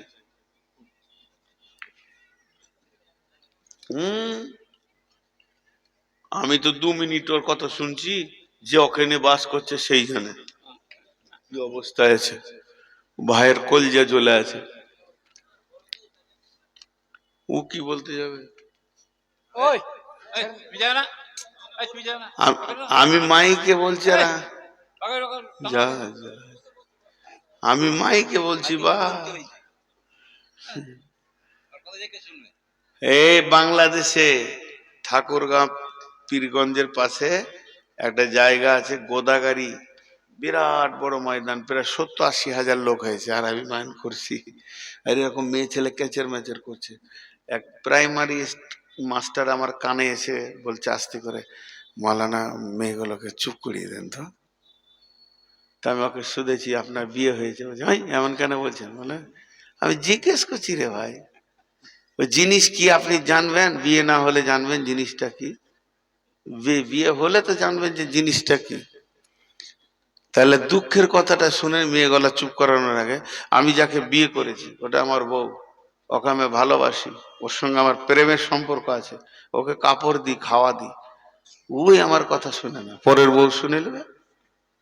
ওকে একটা কথা বললে 25টা বলবে, তবেই চুপ হবে। এমন ইঞ্জিন আছে ওদের, মুখে জোর, ওরা চুপ হবে। পরের বউ আমার কথা শুনে নেবে, মাথা খারাপ। আপনি জলসা শুনেন, ওরা যা করছে করুক, ওরা ওরকম আছে বলেই ভালো লাগছে। ভেদার ভেদার ঘরে ঘরে জ্বালা রে জ্বালা, ঘরে জ্বালা, বাইরে জ্বালা। এই হচ্ছে ঘরের জ্বালা এগুলো। সারাদিন খেটে খুটে ঘর ঢুকবেন, ঠান্ডা পানি দেওয়ার আগে খানিক জ্বালা দেবে। ওদের কথা আর বলা করায় না। আমি যেটা বলছি শুনেন, সাহাবারা জলমাজমাইন তবুকের অভিযানে যাচ্ছেন সাহাবীরা। মদিনা থেকে কিছু না হলো প্রায় 1400 কিলোমিটার রাস্তা। আর মরুভূমি, উত্তপ্ত বালি, গাছ নাই, তারপরে রোড নয়, পাহাড় টপকিয়ে বড় বড় পাহাড়, চূড়া গলি। অভিযানে যেতে যেতে আল্লাহ রসুল এক জায়গায় গিয়ে বললেন যে এখানে মঞ্জিল করো, মানে কিছুক্ষণ রুকবো, লম্বা টাইম থাকবো এখানে, খাবো, গোসল করব, সলাত আদায় করব, আরাম করব, ঘুমাবো, রেস্ট নিব, তারপর আবার যাবো, তোমরা কাজ শুরু করে দাও। এবার সাহাবীরা কাজ শুরু করে দিলে। কেউ কেউ তাঁবুগুলো টানতে শুরু করলো, তাঁবুগুলোকে রেডি করছে, কেউ কেউ হাঁড়ি থালাগুলোকে ধুচ্ছে, রান্না করতে হবে, কেউ খাবার রেডির জন্য ব্যতিব্যস্ত শুরু হয়ে গেল। চারিদিকে যেন কাজ চলছে। এরই মধ্যে অভিযানে 30,000 লোক, এবারে 30,000 লোকের ভিতরে নানা রকম কাজ চলছে। এই কাজ করতে করতে সাহাবীদের ভিতরে 2-4-5 জন একটা গাধাকে দেখতে পেয়েছে। আরবে যেখানে সেখানে গাধা দেখা যায়, এই গাধাকে টেনে নিয়ে এসে জবাই করে দিয়েছে। জবাই করে ওকে টুকরো টুকরো বটি বটি মাংস বানিয়েছে। সুন্দর করে মাংসগুলো ধুয়ে হাঁড়িতে দিয়ে মশলা দিয়ে এবার লকড়ি জাল দিতে রয়েছে। জ্বলছে জ্বলছে জ্বলছে, মাংস টকবক টকবক করে ফুটবে। এরা একজন লাকুড়ি লাড়ছে, আর একজন বলছে আর কতটা হলে রে ভাই, একটু টিপে দেখছে, হ্যাঁ মালটা হয়ে গেছে, আর সামান্য বাকি আছে। একজন থালা ধরে দাঁড়িয়ে আছে, 2-4টা খাবো, 2 পিস খাবো, নুন দেখবো, এরকম অবস্থায় আছে। এমন অবস্থায় আসমান থেকে জিবরাইল আমিন চলে এলেন আল্লাহ নবীর কাছে। তাবুতে ছিলেন, আবার জিবরাইল চলে গেলেন। জিবরাইল আসে কেন? আল্লাহর কাছ থেকে বার্তা নিয়ে আসে, আর বার্তা নিয়ে এসে রসুলকে দিয়ে আবার চলে গেলেন। বার্তা দেওয়ার পর এবার আল্লাহ নবী যে বার্তা পেলেন, 2খানা খবর আসমান থেকে এলো। 2টি খবর এলো, একটা হলো গাধার মাংস হারাম, দ্বিতীয় হলো নিকাহে মোতা হারাম, কন্ট্যাক্টে বিবি হারাম, ওদেরকে ওদের বাপের বাড়ি পৌঁছে দাও, না হলে তুমি মহারণা দিয়ে চিরদিনের জন্য বিবি বানিয়ে নাও। মোতা নেকা হারাম করা হলো, আর যে গাধাটা জবাই করে রাঁধছো, এ রান্না মাংসটা হারাম হয়ে গেল। এবার করবে কি? যে থালা ধরেছিল, থালা হাত থেকে ভরে গেল, যে লকড়ি ঠেলছিল হাত ছেড়ে উঠে গেল। হারাম যখন হয়ে গেল আর এ কাজ করা যাবে না। আর যে লাকড়ি লেড়ে ওই মাংস ঘাঁটছে, সেও চুপ করে দাঁড়িয়ে গেল। এবার বুদ্ধি করছে কি করবি, হারাম তো এখনই হলো, এই সেকেন্ডে হলো, মিনিটও নয়, এই কয় সেকেন্ড আগে হারামের খবর পেলাম। তখন ওই হাঁড়িটাকে ধরে হড়হড় করে চুলোতে ঢেলে দিল। একটা পিস তো দূরের কথা, এরকম জিভে চিকে দেখলো না। হারাম তো হারাম, সঙ্গে সঙ্গে হারাম। মদ হারামের ঘোষণা হলো, মদকে ছুঁড়ে ফেলে দিল। যার ঘরে ছিল হাঁড়ি ফেলে দিল, মশক ফেলে দিল, যার যেমন ব্যবস্থা ছিল সব ফেলে দিল। যারা খেতে বসেছিল ও গিলাস ফেলে দিল, মটকা ফেলে দিল, এমনকি মুখে নিয়েছে সেটাকেও কুল্লি করেছে। কেউ কেউ কেউ গলায় আঙুল দিয়ে বমি করে মদকে ফেলে দিয়েছে। মানে তাদের কানে হারামের খবর এসেছে, সঙ্গে সঙ্গে কাজে লেগে গেছে। এদেরকে তাকিয়ে এদের দিকে আঙুল তুলে আল্লাহ বলছেন, আমিনু কামা আমানান নাস, ঈমান আনবি তোদের মতো আন। হে দেওয়ানির মুসলমান, মালদার মুসলমান, গাজলের মুসলমান, কতদিন আগে তুমি শুনেছো সুদ হারাম, এখনো সুদ ছাড়তে পারোনি। কতদিন আগে শুনেছো মদ হারাম, এখনো মদের বোতলে তুমি লেগে আছো। তোমার এরকম ফাজিলামি ঈমান আমার দরকার নাই। ঈমান আনবে তো কামা আমানান নাস, ওই লোকেদের মতো ঈমান আনো। জি বেটিরা, একটা মেয়ে উম্মে হাকিম, উম্মে হাকিম মেয়েটার নাম, হাকিমের মা, ওর নাম লয়, ওটার লকব। মেয়ে মানুষের নাম হারিয়ে যায় আস্তে আস্তে, অনেক মেয়ের নাম হারিয়ে যায়। ও যখন জন্ম নিয়েছে ওর নাম রেখেছে রহিমা, বাপ ডাকছে রহিমা, মা ডাকছে রহিমা, বংশে ভাই বোন সবাই ডাকছে রহিমা। রহিমার যখন বিয়ে হলো তো শ্বশুর বলছে রহিমা, স্বামী বলছে রহিমা, আবার শাস্ত্রী বলছে রহিমা, আর রহিমার পেটে একটা বাচ্চা হয়ে গেল, নাম রেখে দিচ্ছে কুলসুম। তখন ওর নাম চেঞ্জ হয়ে গেল কুলসুমের মা। কুলসুমের মা বড় বাপের বাড়ি বেড়াতে এসছে, বড় ভাই বলছে কুলসুমের মা করে বল রহিমা কয়, রহিমাটা ভুলে গেছে। ঠিক উম্মে হাকিম, ওকে হাকিমের মা বলে ডাকছে, আসলে ওর আসল নাম আছে, ওটাই ইতিহাসে এসে গেছে। মেয়েটা কে? মেয়েটা কে? ওর স্বামীর নাম একরামা। একরামাটা কে? আবু জাহেলের বেটা, রসুলের জানের দুশ্মনের বেটা, ডেঞ্জার, ভয়ানক। বাপ যেমন কুখ্যাত, তা বেটা তার ডবল কুখ্যাত। বাপ যেমন কুখ্যাত, তার বেটা ডবল কুখ্যাত। আর তাদের ঘরের বউ উম্মে হাকিম। ঘটনাটা এবার শুনেন, বিশেষ করে মা বোনেরা কান খুলেন। ইমান কাকে বলে দেখেন, ইমানের দক্ষতা কাকে বলে দেখেন। একটা মেয়ে ছেলে, বন্ধু, মক্কা যখন বিজয়ী হলো, ফাতে মক্কা যখন হলো, নবীজি মক্কাতে এলেন। মক্কাতে আসার পর কাবাতে 2 রাকাত নামাজ পড়লেন, দীর্ঘ সময় দোয়া করলেন। তারপরে বের হয়েছে একটা লম্বা কাগজে একজন দুজন করে 10 থেকে 12 জনের নাম লিখে ওই কাগজটা কাবার গিলাপে, কাবার যে চাদরটা আছে এই চাদরে লটকে দিলেন। তাদের নামগুলো হলো অমুক অমুক অমুক। ওর মধ্যে ছিল আয়েশা, ওর মধ্যে ছিল একরামা। এদের নামগুলো দেওয়ার পর বলে দিল এদের রক্তের কোনো মূল্য নাই। রক্তের মূল্য নাই মানে যেখানেই পাবে কেটে ফেলে দাও। এদেরকে যদি কেটে ফেলে দেওয়া হয় এর জন্য তোমার কোনো সাজা হবে না। বিশ্ব নবীর হাতে মক্কা চলে এসেছে, মক্কা বিজয়ী হয়ে গেছে। আর ওই সময় যদি ঘোষণাটা করে দেয়া হয় তাহলে এবার সাহাবীরা তো খুঁজে বের করে কেটে দেবে, তার কারণ ওদের আর বাঁচার উপায় নাই। একরামাকে কেউ খবর দিয়ে দিলে,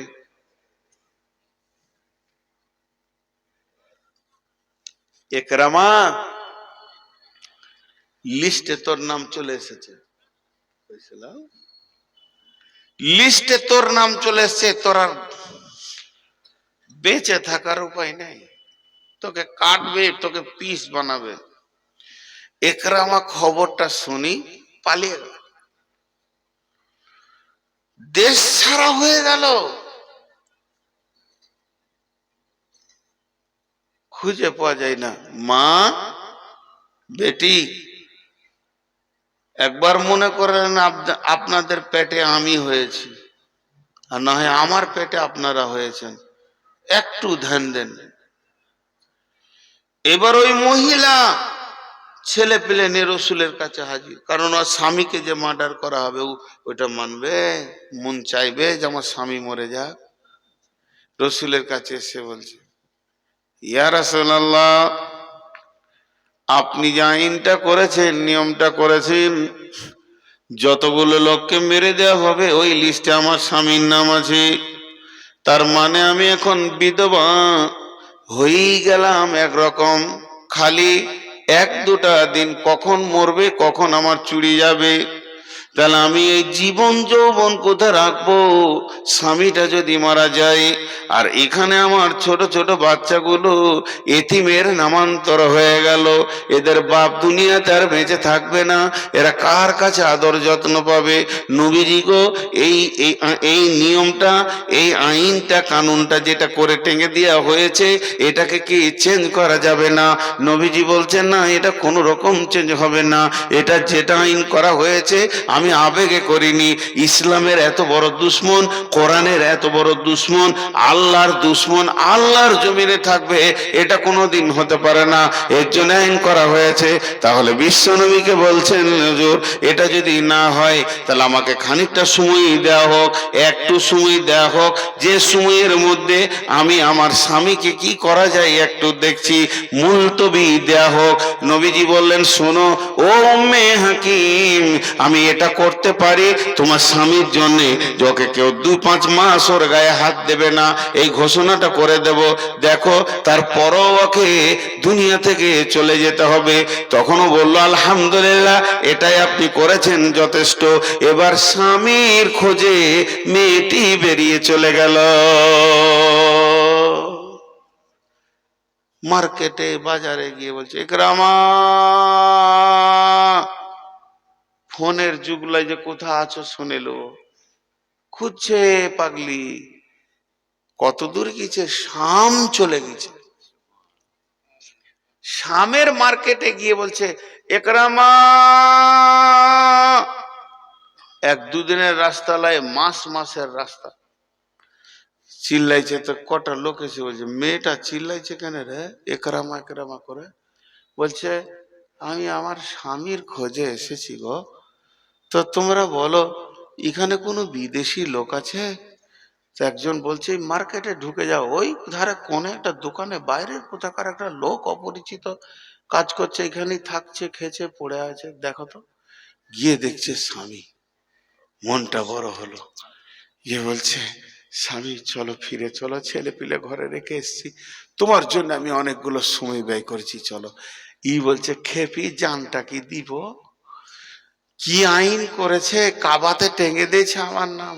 বলছে তুমি কি বুঝছো যে আমি চাইবো আমার স্বামী মরে যাক? তোমাকে বাঁচানোর জন্য এসেছি গো এতদূর, চলো। আমি যা বলার রসুলকে বলে এসেছি। তা সত্যি? বলে হ্যাঁ চ। হাঁটতে লাগলো। এবার দুইজনে হাঁটছে, ক্লান্ত হচ্ছে, হাঁটছে ক্লান্ত হচ্ছে। হেঁটে হেঁটে পূব দিককার সূর্য পশ্চিমে দিয়ে বসে গেল। তখন একরামর স্ত্রীকে বলছে মা বোন, বেটি একবার বেটি বলছি মা, একটু কান করে শোন। পশ্চিম দিকে যখন সূর্য বসে গেল, একরামা তখন বলছে বেগম রে, বিবি রে, ক্লান্ত হয়ে গেছি রে বিবি, হে আমার প্রিয়া, এখানে একটু শুধবার ব্যবস্থা করো, তুমিও শুবে আমিও শুব, একটু রেস্ট করে নিব, তারপর আবার সফর শুরু করব। বলছে ঠিক আছে আমি ব্যবস্থা করছি। তখন উম্মে হাকিম একটা চাদরকে বের করে বালুর ওপরে বিছিয়ে দিলেন, ওই মরুভূমি পথের ওপরে লম্বা করে বিছিয়ে দিলেন। বিছানোর পর আর একটা চাদরকে বের করে এই চাদর থেকে খানিকটা দূরে ডিভাইডার রেখে মধ্যখানে ফাঁক রেখে ওই চাদরটাকেও বিছিয়ে দিলেন। বলে স্বামী আমার তুমিও শুয়ে যাও আমিও শুয়ে যাই, একটু রেস্ট করে নি। স্বামী উত্তরে বলছে বেগম, কতদিন তোদেরকে ছেড়ে চলে এসেছি, ছেলে পেলে তুই কিভাবে যে থাকছিলি আমি বুঝতে পারছি না। তবে একটা কথা বুঝতে পারছি না, স্বামী স্ত্রীর বিছানা কি আলাদা আলাদা হয়? পাশে পাশে হবে, দুইজন দুইজনের গলা ধরে আপনারা শুয়ে যাব, আর একে অপরকে জিজ্ঞেস করব কেমন করে আমি এত দূর সফর এসেছি, তোকে আমি ওগুলো শোনাবো আর তুই আমাকে শোনাবি কি করে তোর দিনগুলো কাটলো, ছেলেগুলোকে নিয়ে কি করে দিন কাটালি। এই আলাপ করব, এইরকম আপোষে গল্প করব। শুধু তাই নয়, তোর সাথে আমার হালাল, আমার সাথে তোর হালাল, দুইজন আপোষে প্রেম আলাপ করব, কত আনন্দ হবে রে বিবি। এত দূরে কি বিছানা করে? মা আমার, বোন আমার, এবার উম্মে হাকিমের কথাটা শুনেন। উম্মে হাকিম ওটা ওর স্বামী, ওটা ওর ব্যবহার করা আগেকার স্বামী, ওর ব্যবহার আগে থেকে ওর জানা আছে, ওর সাথে মিলবে, কেউ ধরবে না, বাঁধবে না, বিচার করবে না, গাঁওয়ালা আসবে না, দশ আসবে না, ওর সাথে চলাফেরা করবে, রাতে দিন সফর করবে, কোনো ডিস্টার্ব হবে না। কিন্তু উম্মে হাকিম বলছে স্বামী আমার প্রাণ প্রিয়, অবশ্যই তুমি আমার কলিজার স্বামী, তোমাকে আমি হৃদয় দিয়ে ভালোবাসি, ভালোবাসার এতটুকু খামতি হয়নি, ত্রুটি হয়নি। তবে বিছানাটা আলাদা কেন করলাম একবার বলে দিই। বিশ্ব নবী যখন মক্কা বিজয়ী করেছে, আমি নবীজির কাছে গিয়ে কালেমা পড়ে নিয়েছি, আমি ইসলাম কবুল করেছি, আমি শাহাদাতের সাক্ষী দিয়েছি, আমি এখন মুসলমান, আর আমি মুশরিক মেয়ে নাই, আমি মুশরিকা নাই। আর তুমি এখনো পর্যন্ত কালেমা পড়নি, মুসলমান হওনি, অতএব তোমার সঙ্গে আমার কোনো মিলন হবে না, তোমার সঙ্গে আমার কোনো দৈহিক সম্পর্ক হবে না। চলো চলো তোমাকে রসুলের কাছে নিয়ে যাব, ওখানে গিয়ে রসুলের হাতে হাত দিয়ে তুমি কালেমা পড়বে, আর কালেমা পড়লেই তোমার দুটো লাভ হবে, একদিকে তোমার জান বেঁচে যাবে, অপর দিকে তোমার আমার নতুন বাসর ঘর হয়ে যাবে। তারপরে স্বামীকে নিয়ে সোজা রসুলের দরবারে গেলেন। ইকরামা বললেন, ইয়া রাসূলুল্লাহ, আশহাদু আল্লা ইলাহা ইল্লাল্লাহু ওয়া আশহাদু আন্না মুহাম্মাদান আবদুহু ওয়া রাসূলুহু। জান বেঁচে গেল, আর ইকরামাকে কেউ মারবে না। ওই ইকরামা বুখারীতে মুসলিমে অনেক হাদিস বর্ণনা করেছেন। ইকরামা বিন আবু জাহেল ঈমান আনার পর অনেক হাদিস বর্ণনা করেছেন। ওর জন্য আল্লাহ সূরা বাকারাতে বললেন, ঈমান আনবে তো ওদের মতো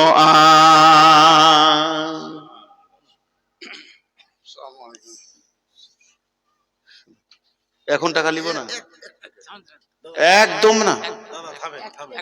আপনি আর 2 মিনিট বসেন, 2 মিনিট বেশি হলে আমার পাশেই থাকেন, 2 মিনিট বেশি হলে একটা বিষয়টা শেষ করি, তাহলে ওর ইমানটা বুঝেন। এখনো সূরা বাইয়ানার প্রথম আয়াত আছে, এবার আয়াতগুলো চচ্চর করে চলে যাবে। যে কথা আমি বলতে চাইছি আপনাদেরকে, খালি একটু ধ্যান দেন, তাহলে ওই মেয়েটি কেমন, ওই মেয়েটি কেমন, ওই মেয়েটি কেমন স্বামীর জান বাঁচালো, ঈমান আনলো, স্বামীকে ঈমান আনা করালো। এরপরে আর একটা ঘটনা বলছি। জি, এবার দেন আমাকে, দেন আমাকে, দেন আমাকে, তাতে দেন। মাশাআল্লাহ, তো 6000, এই 6000 দিলে কেন? এটা হচ্ছে আপনার এত লেটে বললে হবে? বাবার জন্য ইমানি স্যার, আচ্ছা আচ্ছা, ওর বাবার জন্য দোয়া করে যে লতিফ ঠিকাদার সব দোয়া হবে ইনশাআল্লাহ। আরেকটা ওই নজরুল ইসলাম ওর বাবার জন্য 5000, নজরুল আমার বাবার জন্য 5000, আমার আপনার আছে ছেলেদের কাপড় চোপড় মিলে 10-12 হাজার। আমি দোয়া করব ইনশাআল্লাহ। ভাই আপনারা যারা দিয়েছেন আপনাদের জন্য আমি অবশ্যই দোয়া করব, আমি দায়বদ্ধ আছি দোয়া করার জন্য। একটু আমাকে এই বিষয়টা আমাকে একটু ব্রেক করতে দিয়েন না। এবার চলেন, রসুলের নিজের চাচা হযরত আব্বাস, ওর মতো সুদারু কে ছিল? মক্কার বুকে অত বড় সুদ খানেওয়ালা কে ছিল? ওর টাকা এত সুদের ছিল যে ওর কাছে মক্কার বড় বড় ধনীরা মাথা নামো করে থাকতো সুদের দাপটে। কিন্তু আব্বাসের মাথা বলছে বেলাইন আছি। অনেক দিন পর বুঝে এলো যে আমি বেলাইন আছি। নিজের ভাতিজা হচ্ছে রাসূল সাল্লাল্লাহু আলাইহি সাল্লাম, আর নিজের রক্তের চাচা আব্বাস।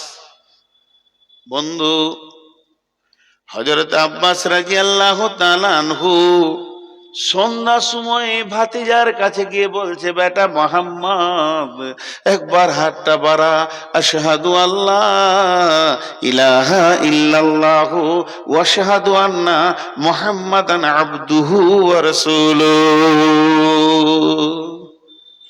কালেমা পড়ে নিলে মুসলমান হয়ে গেল। এই 2 সেকেন্ড হলো মুসলমান হয়, একদিন লয়।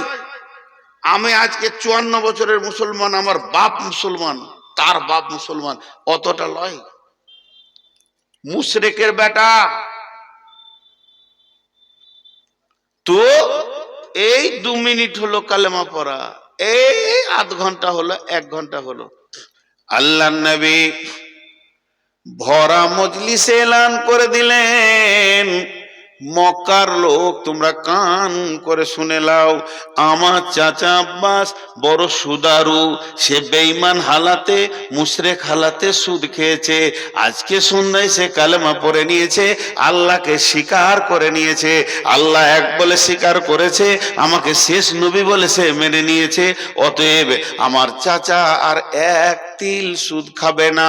অতএব আমি তার যোগ্য ভাতিজা, আমি তার যোগ্য বা চাচার যোগ্য ভাতিজা। ঘোষণা করে দিলাম, যার যার কাছে আমার চাচার টাকা আছে তোমরা আসলটা দিবে, সুদ আর লাগবে না।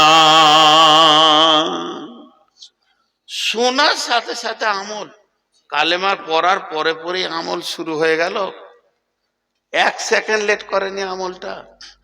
এবার কি হলো, একটা লোক হুড্ডু মেরে দৌড়ছে, জিলাপি খাওয়া লোক মেলাতে দৌড়ছে, গেল রে গেল, লস হয়ে গেল রে গেল, ওর সব চলে গেল রে, যা সব চলে গেল। হযরত আব্বাসকে গিয়ে বলছে তোর গেল সব গেল। কি হলো, তোর ভাতিজা ঘোষণা করে দিয়েছে সুদ লাগবে না, আসলটা দিলেই হবে, তোর গেল সব ধ্বংস। বেশি বকে, বেশি বকা লোক থাকে মজলিসে। তখন হযরত আব্বাস গিয়ে বলছে চল চল চল মজলিসে যাই, আমার ভাতিজা বলেছে নাকি? বলে হ্যাঁ। হযরত আব্বাস প্রকাশ্য সাক্ষী দিচ্ছে আমি কালেমা তাওহীদের আওতাভুক্ত চলে এসেছি, আমি বাইয়েনার আওতাভুক্ত চলে এসেছি, আমি কোরআনের আওতাভুক্ত চলে এসেছি, এর বাইরে আমি পা রাখতে আর পারবো না। কোরআন সুদ হারাম করে দিয়েছে, আমি হারামটাকে কবুল করে নিয়েছি। অতএব আমার ভাতিজা যোগ্য, আমার ভাতিজা যোগ্য যোগ্য যোগ্য। আমার ভাতিজা বলে দিয়েছে আসলটা দিতে হবে, সুদটা লাগবে না, ওটাই ঠিক। তবে শুনে নাও আর একটা কথা, আমি রসুলকে পেয়েছি হায়াতে, মরে তো যাইনি, আল্লাহকে পেয়েছি হায়াতে, মরে তো যাইনি, আমি দিনকে পেয়েছি হায়াতে। আমি এত আনন্দিত হয়েছি, আমি আনন্দ আর বুকে ধরে রাখতে পারছি না।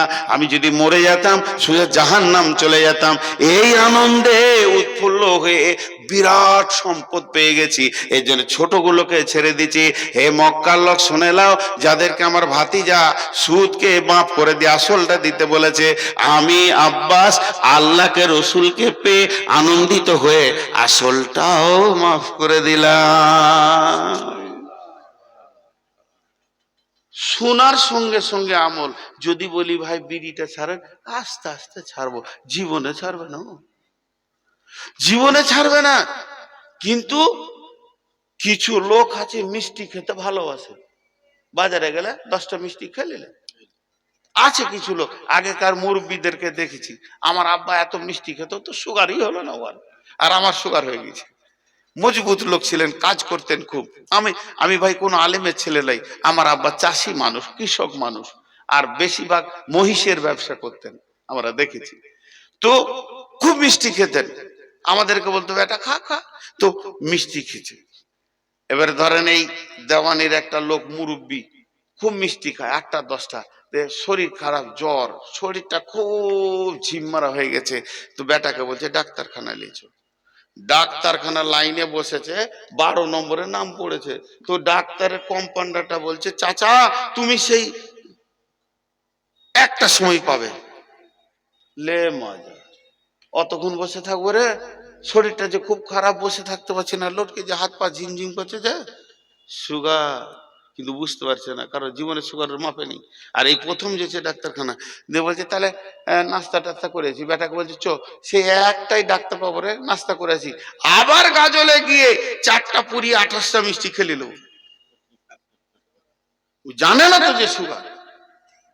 এবার ডাক্তারখানায় ঢুকে ডাক্তার মেপি বলছে চাচা তোমার 417 সুগার, আর যদি 100 বাড়ে তো ফুটে যাবে। ওই ডাক্তারখানা ঢুকলো, আর 10 মিনিট পর বের হয়ে যায়, আর ওর ছোট শালার সঙ্গে দেখা। দুলা ভাই কি ব্যাপার? শরীর খারাপ, ডাক্তারখানায় চলো মিষ্টি খা। না খাবো না, খাবো না। তখনই বলছে বলবে না যে আস্তে আস্তে ছাড়বো, হ্যাঁ বিড়িটা বলবে আস্তে আস্তে ছাড়বো, আর মিষ্টিটা এমন ছাড়লে ওর শালা কোলে করে নিয়ে যে 2টো রসগোল্লা খাও, না খাবো না। ইমান দেখেন এটা কেমন। এবার ওই মুশরিকরা জান্নাত যাবে, কাফেররা। আমি কেন বললাম, এই সূরাটা শুরুতে যাদের কথা বলেছে তারা এইগুলো, কোন সাহাবীটা মুশরিক ছিল না? অনেক সাহাবী মুশরিক, কাফের, সেখান থেকে এখানে এসেছে। কেন? তারা যত বড় মুশরিক হোক, কাফের হোক, এইটাকে গ্রহণ করেছে। ওইটাই প্রথম আয়াতে বলছেন, বিসমিল্লাহির রহমানির রহিম, লাম ইয়াকুনিল্লাযীনা কাফারু মিন আহলিল কিতাবি ওয়াল মুশরিকিনা মুনফাকিনা হাত্তা তাতিয়াহুমুল বাইয়িনা। কাফের মুশরিকেরা বিভ্রান্তির মধ্যে পড়ে গেছিল, তারা ফিরে আসতে পারছিল না। যতক্ষণ না তাদের কাছে বাইয়েনা পৌঁছিয়েছে। যখনই বাইয়েনা পৌঁছে গেছে এটাকে ধরে তারা গ্রহণ করে নিয়েছে। আর ওই কাফের মুশরিকগুলি তাদের নামে শেষে রাদিয়াল্লাহু আনহু চলে এসেছে। তাই এই আয়াতে, এই সূরার শেষ আয়াতে আছে কি আছে, জাযাউহুম ইনদা রাব্বিহিম জান্নাতু আদনিন তাজরি মিন তাহতিহাল আনহারু খালিদিনা ফিহা আবাদা রাদিয়াল্লাহু আনহুম ওয়া রাদু আনহু রাদিয়াল্লাহু আনহুম ওয়া রাদু আনহু। এর জন্য সাহাবীরা রাদিয়াল্লাহু আনহু তারা এত বড় মুশরিক, লাত মানাত উজ্জার পূজা করত। ওই উমার কি ভালো ছিল নাকি? উমার ছিল মাতাল, উমার ছিল রসুলের জানের জম মাথা আনতে গিয়েছিল। আব্দুর রহমান বিন আওফের ঘরে মদের ভাঁটি ছিল, ওর দায়িত্ব ছিল মদ খাওয়ানো। হযরতে আলীর ঘরে ওর চাচা, হযরতে আলীর ঘরে রসুলের চাচা বাইজি নিয়ে রান্তি নাচাতো। এ ছিল ওদের পূর্বপুরুষেরা। কিন্তু ওরা এত নোংরা থাকার পরেও, ওরা এত নর্দমায় ডুবে থাকার পরেও কোরআনকে গ্রহণ করেছে, একে ছুঁড়ে ফেলে দেয়নি। রাসূলুম মিনাল্লাহি ইয়াতলু সুহুফাম মুতাহহারা, আল্লাহ তরফে রসুল এলো আর এই পবিত্র সহিফাকে তাদের কাছে তুলে ধরলো। ফিহা কুতুবুন কাইয়্যিমা, এই সহিফাটা তাদের কাছে যখন পৌঁছে গেল তারা এটাকে ধরে আদর করে কবুল করে নিল। একটা একটা সোনালি মানুষ হয়ে গেল। আল্লাহ এবার আপনি একটা প্রশ্ন করবেন, তখন নবী ছিল তাদেরকে সাইজ করেছে, তখন নবী ছিল তাদেরকে সাইজ করেছে? জি না, আল্লাহ ওই প্রশ্নটা মেরে দিয়েছে। ফিহা কুতুবুন কাইয়্যিমা, এটা এমন একটা প্রতিষ্ঠিত কিতাব, পশ্চিম দিকে সূর্য ওঠা পর্যন্ত এর পাওয়ার এক থাকবে। কারণ রসুলের যুগে যে পাওয়ারটা ছিল ওই পাওয়ারটা আজও আছে।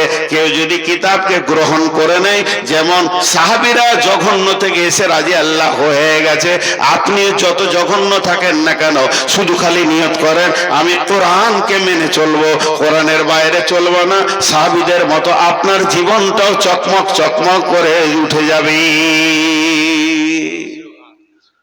আল্লাহ ওটা মেরে দিয়েছে বুদ্ধিটা। এবার একটা উদাহরণ দিব, উদাহরণটা মন দিয়ে শুনেন। নদীর ধারে একটা গাছ, বিরাট গাছ, আর গোটা এলাকার লোক এই গাছটাতেই মুতে, তাহলে ওর সম্মান কত? যে যায় সে মুতে, আর গন্ধ পচা,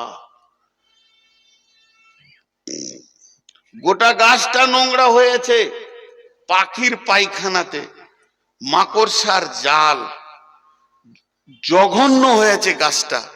ধ্যান দিয়ে গাছটাকে জ্ঞান চোখে দেখেন, ছোট ছোট জাল, মাকড়সার জাল, ছোট ছোট ডাল, গাছটার দিকে অনরুচি ভাব, আর মনে হচ্ছে কি হবে। ওইদিকে একটা লোক যাচ্ছিল হেঁটে, আর আপনি আমি ওখানে দাঁড়িয়ে আছি গাছতলার নিচে।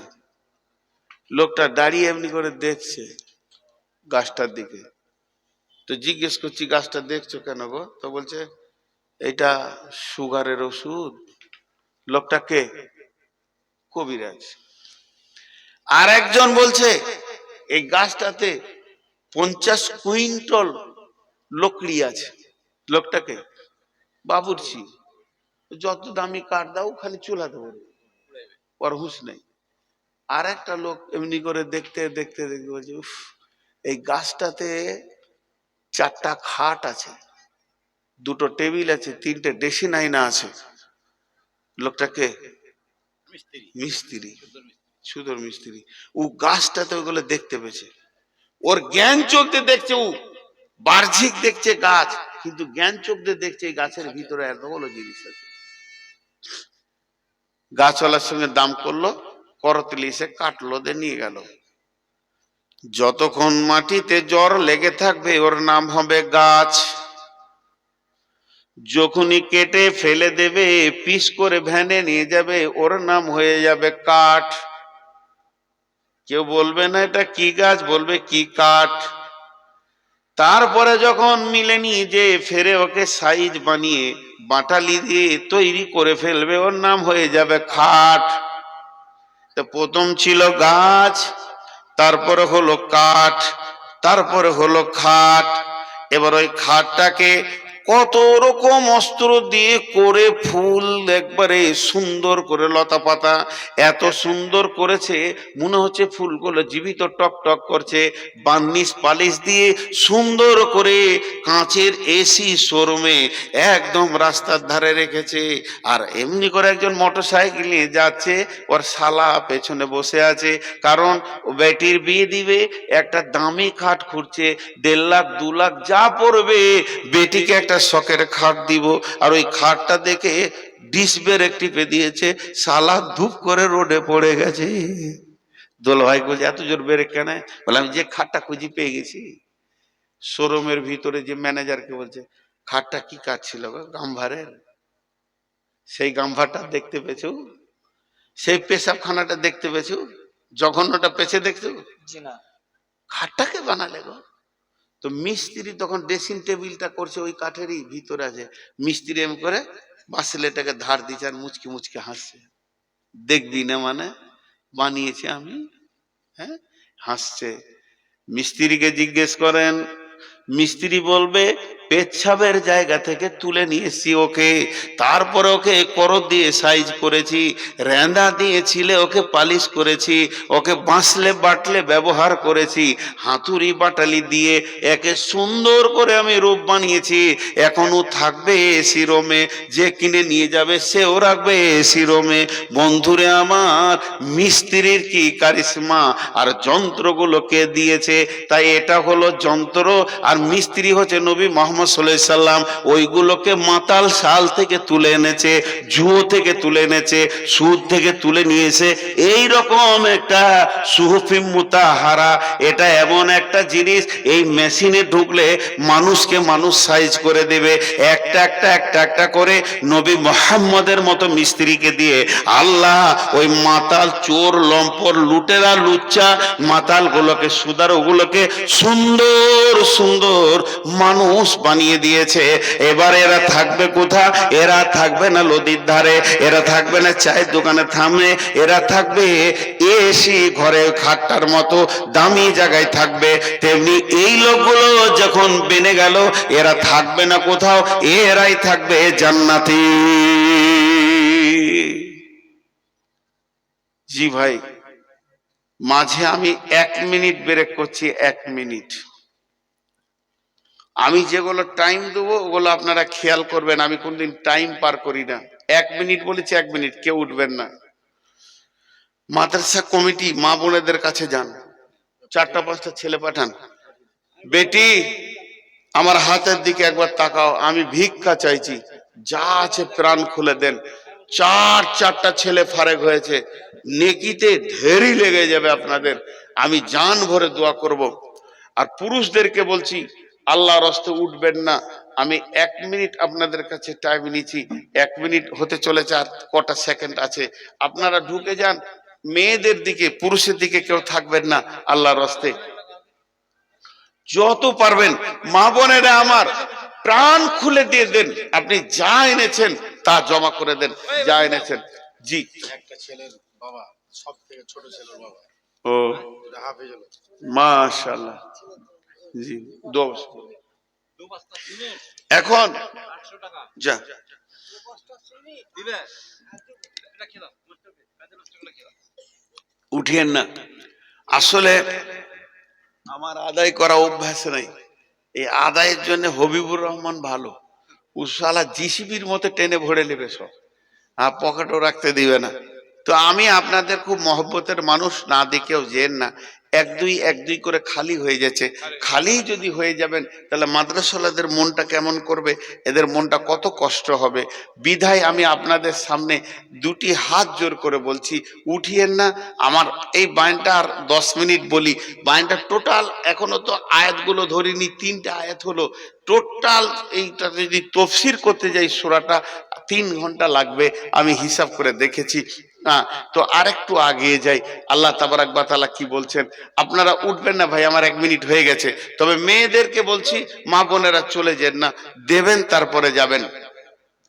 এরপর আল্লাহ বলছেন যে এরা দেখো, এরা হলো ওই লোক যাদেরকে আমি কামা আমানার নাস বলেছি। একটা উদাহরণ দিব আপনাদেরকে। আল্লাহ তাবারাক ওয়া তাআলা বলছেন, ওমা তাফাররাকাল্লাযীনা উতুল কিতাবা ইল্লা মিন বাদি মা জাআতহুমুল বাইয়িনাহ। উম্মতের ভিতরে মেলায় ভাগ হলো। ইহুদিরা ৭১ ভাগে ভাগ হবে, নাসারারা ৭২ ভাগে ভাগ হবে। নবীজি বলছেন আমার উম্মত ৭৩ ভাগে ভাগ হবে। এতগুলো যে পৃথিবীতে ভাগ হয়ে যাবে, এরা আহলে কিতাব ছিল। ইহুদি নাসারাদের কাছে কিতাব ছিল, শুধু আহলে কিতাব থাকার জন্য বাঁচতে পারলো না। ওরা বাইয়েনার আওতাভুক্ত হলো না, কোরআনের ছায়াতে নিজেকে আনলো না, কোরআনের ফরমাতে নিজেকে ভরলো না। এই জন্যই ওরা নষ্ট হয়ে গেল। আল্লাহ রসুল বললেন যে আমার উম্মত আর আমি ছাড়া জান্নাতে কেউ যাবে না। যত ভাগ হবে হোক না কেন, আমি আর আমার উম্মতে জান্নাতে যাবে। অতএব বাকি সব জাহান্নাম চলে যাবে। আল্লাহ তাবারাক ওয়া তাআলা বলছেন, ওমা উমিরু ইল্লা লিয়াবুদুল্লাহ মুখলিসিনা লাহুদ্দিন। উঠিয়েন না। হাজি ভাই উঠে যাচ্ছেন যে, আমার মন খারাপ হয়ে যেতে। আরে ভাই উঠছেন কেন ভাই? হ্যাঁ, তো দেখা করে যান। ইন্না লিল্লাহ, মাথা মার খেয়ে যাবে। বাপ মায়ের নামে 100 টাকা। 5টা মিনিট চাইছি আপনাদের কাছে, উঠিয়েন না, উঠিয়েন না। জি, আমি যদি আবার মানে আমার পরে বক্তা থাকতে হতো, আমি যদি এখন আদায় ধরে নিতে এই কটাও থাকবে না। তো একটা উদাহরণ দেখালে আমার মন দিয়ে শুনেন উদাহরণটা, যে তারপর আপনাদের সঙ্গে আমি কথা বলছি। পাইপ দেখেছেন, কাগজের পাইপ, এরকম ছোট, ম্যাজিক দেখায়। একদিকে সবুজ রুমাল ভরবে, সাদা রুমাল বের হবে, দেখেছেন? এইটাকে ওই পাইপ মনে করেলেন। কেন? এই দিকে যখন ঢুকবে তখন কাফের, মুশরিক, মুনাফিক, চোর, লম্পট, লুচ্চা, মাতাল, এই দিকে যখন বের হবে তখন আল্লাহওয়ালা হয়ে যাবে। এটা এমন একটা মানি মেশিন, যে কোরআনের আওতাভুক্ত চলে আসবে, আগে কোরআন আসল রাস্তাটা দেখিয়ে দেবে। এতক্ষণ আমি কোরআনের বায়ান করলাম, শুধু কোরআনটা কত বাইয়েনাটা মূল্য, এর উপরে কথা বললাম। আল্লাহর বান্দা, আমি ঘড়ি দেখছি, আপনারা ঘড়ি দেখেন। আমি বায়ানটা 5 মিনিট ব্রেক করছি, 5 থেকে 6 মিনিট আপনারা দেখেন। কেউ আছেন আল্লাহর গোলাম 5-10 হাজার দেওয়ার মতো?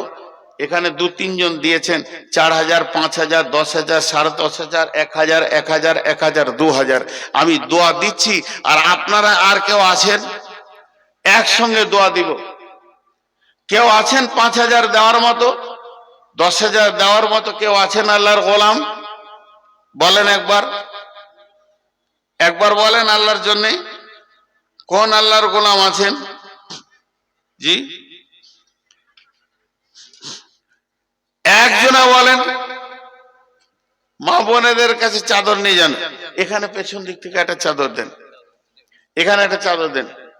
ভাইরা আমার, আমি অবাক হচ্ছি এই দেওয়ানি মাদ্রাসাটাকে কেন্দ্র করে। এই টিনের ঘরে একদিন আমি থেকে গেছি, আজকে রোম হয়েছে, মসজিদ হয়েছে। আজকে এই রকম একটা ছোট মাদ্রাসা থেকে যে 4টা ছেলে বেরিয়ে গেল, এটা অবাকের ব্যাপার, এটা সাংঘাতিক ব্যাপার। এটা মানে ভাবতে সময় লাগছে। বড় বড় মাদ্রাসা এরকম 4টা-5টা দিতে পারে না। ছোট গাছ হলো, ফল ভর্তি হয়ে গেছে। গাছ ছোট হলেও ফলে ভরে গেছে। এ একটা আজীব ব্যাপার। আল্লাহর রাস্তে বলছি, কেউ আছেন এই ফলগুলোকে কেন্দ্র করে 5,000, 10,000? পেছন দিক থেকে আসতে হয়, পেছন দিক থেকে আসেন। বলেন কেউ আছেন কি দেনেওয়ালা? আল্লাহর গোলাম কেউ আছেন?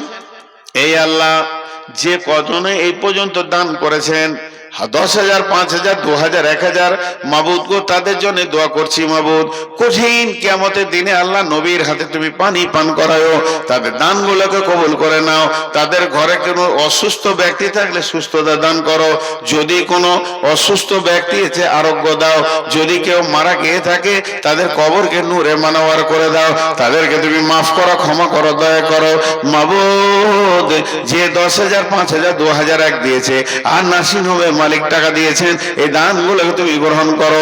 6,000, 5,000 দিয়েছেন, এই দানের বদলা তুমি দান করো। দুনিয়াতে সুখ শান্তি দাও, ইমানের সঙ্গে বাঁচিয়ে রাখো, ইসলামের উপরে বাঁচিয়ে রাখো, কোরআনের আয়াতভুক্ত বাঁচিয়ে রাখো, কোরআনের আইনের উপরে টিকিয়ে রাখো। কঠিন কিয়ামতে ইমানের সঙ্গে মত দাও, আর কঠিন কিয়ামতের দিনে আল্লাহ তুমি জান্নাতুল ফেরদাউসের মেহমান বানাইও। আল্লাহর বান্দা 500 টাকা একজন করেছে দান, এই দানটাকে আল্লাহ তুমি কবুল করে নাও, দানের বদলা তুমি দান করিও। একজন মনসুর রহমান 1,000 টাকা দান, 500 নগদ আর 1,000 টাকা বাকি। বুলবুল হক 5,000 টাকা দান করেছি। 3,000, হ্যাঁ, আনারুল প্রধান, আনারুল প্রধান 3,000 টাকা দান। ইজাজুল হক 7,000, হ্যাঁ? ইজাজুল হক প্রধান, ইজাজুল হক প্রধান দেখে নিজে লাগে, আব্দুল রাকিব 2,500, জি, উঠিয়েন না ভাই আমার। জাযাকাল্লাহ, হায়াকাল্লাহ। মাবুদ এই দানগুলোকে কবুল করো, এদেরকে মাফ করো, ক্ষমা করো, দয়া করো। যে যা নিয়তে দান করছে নিয়তকে পুরা করে দাও, হায়াতে তৈয়বা দাও, রুজি রুজকের বরকত দাও।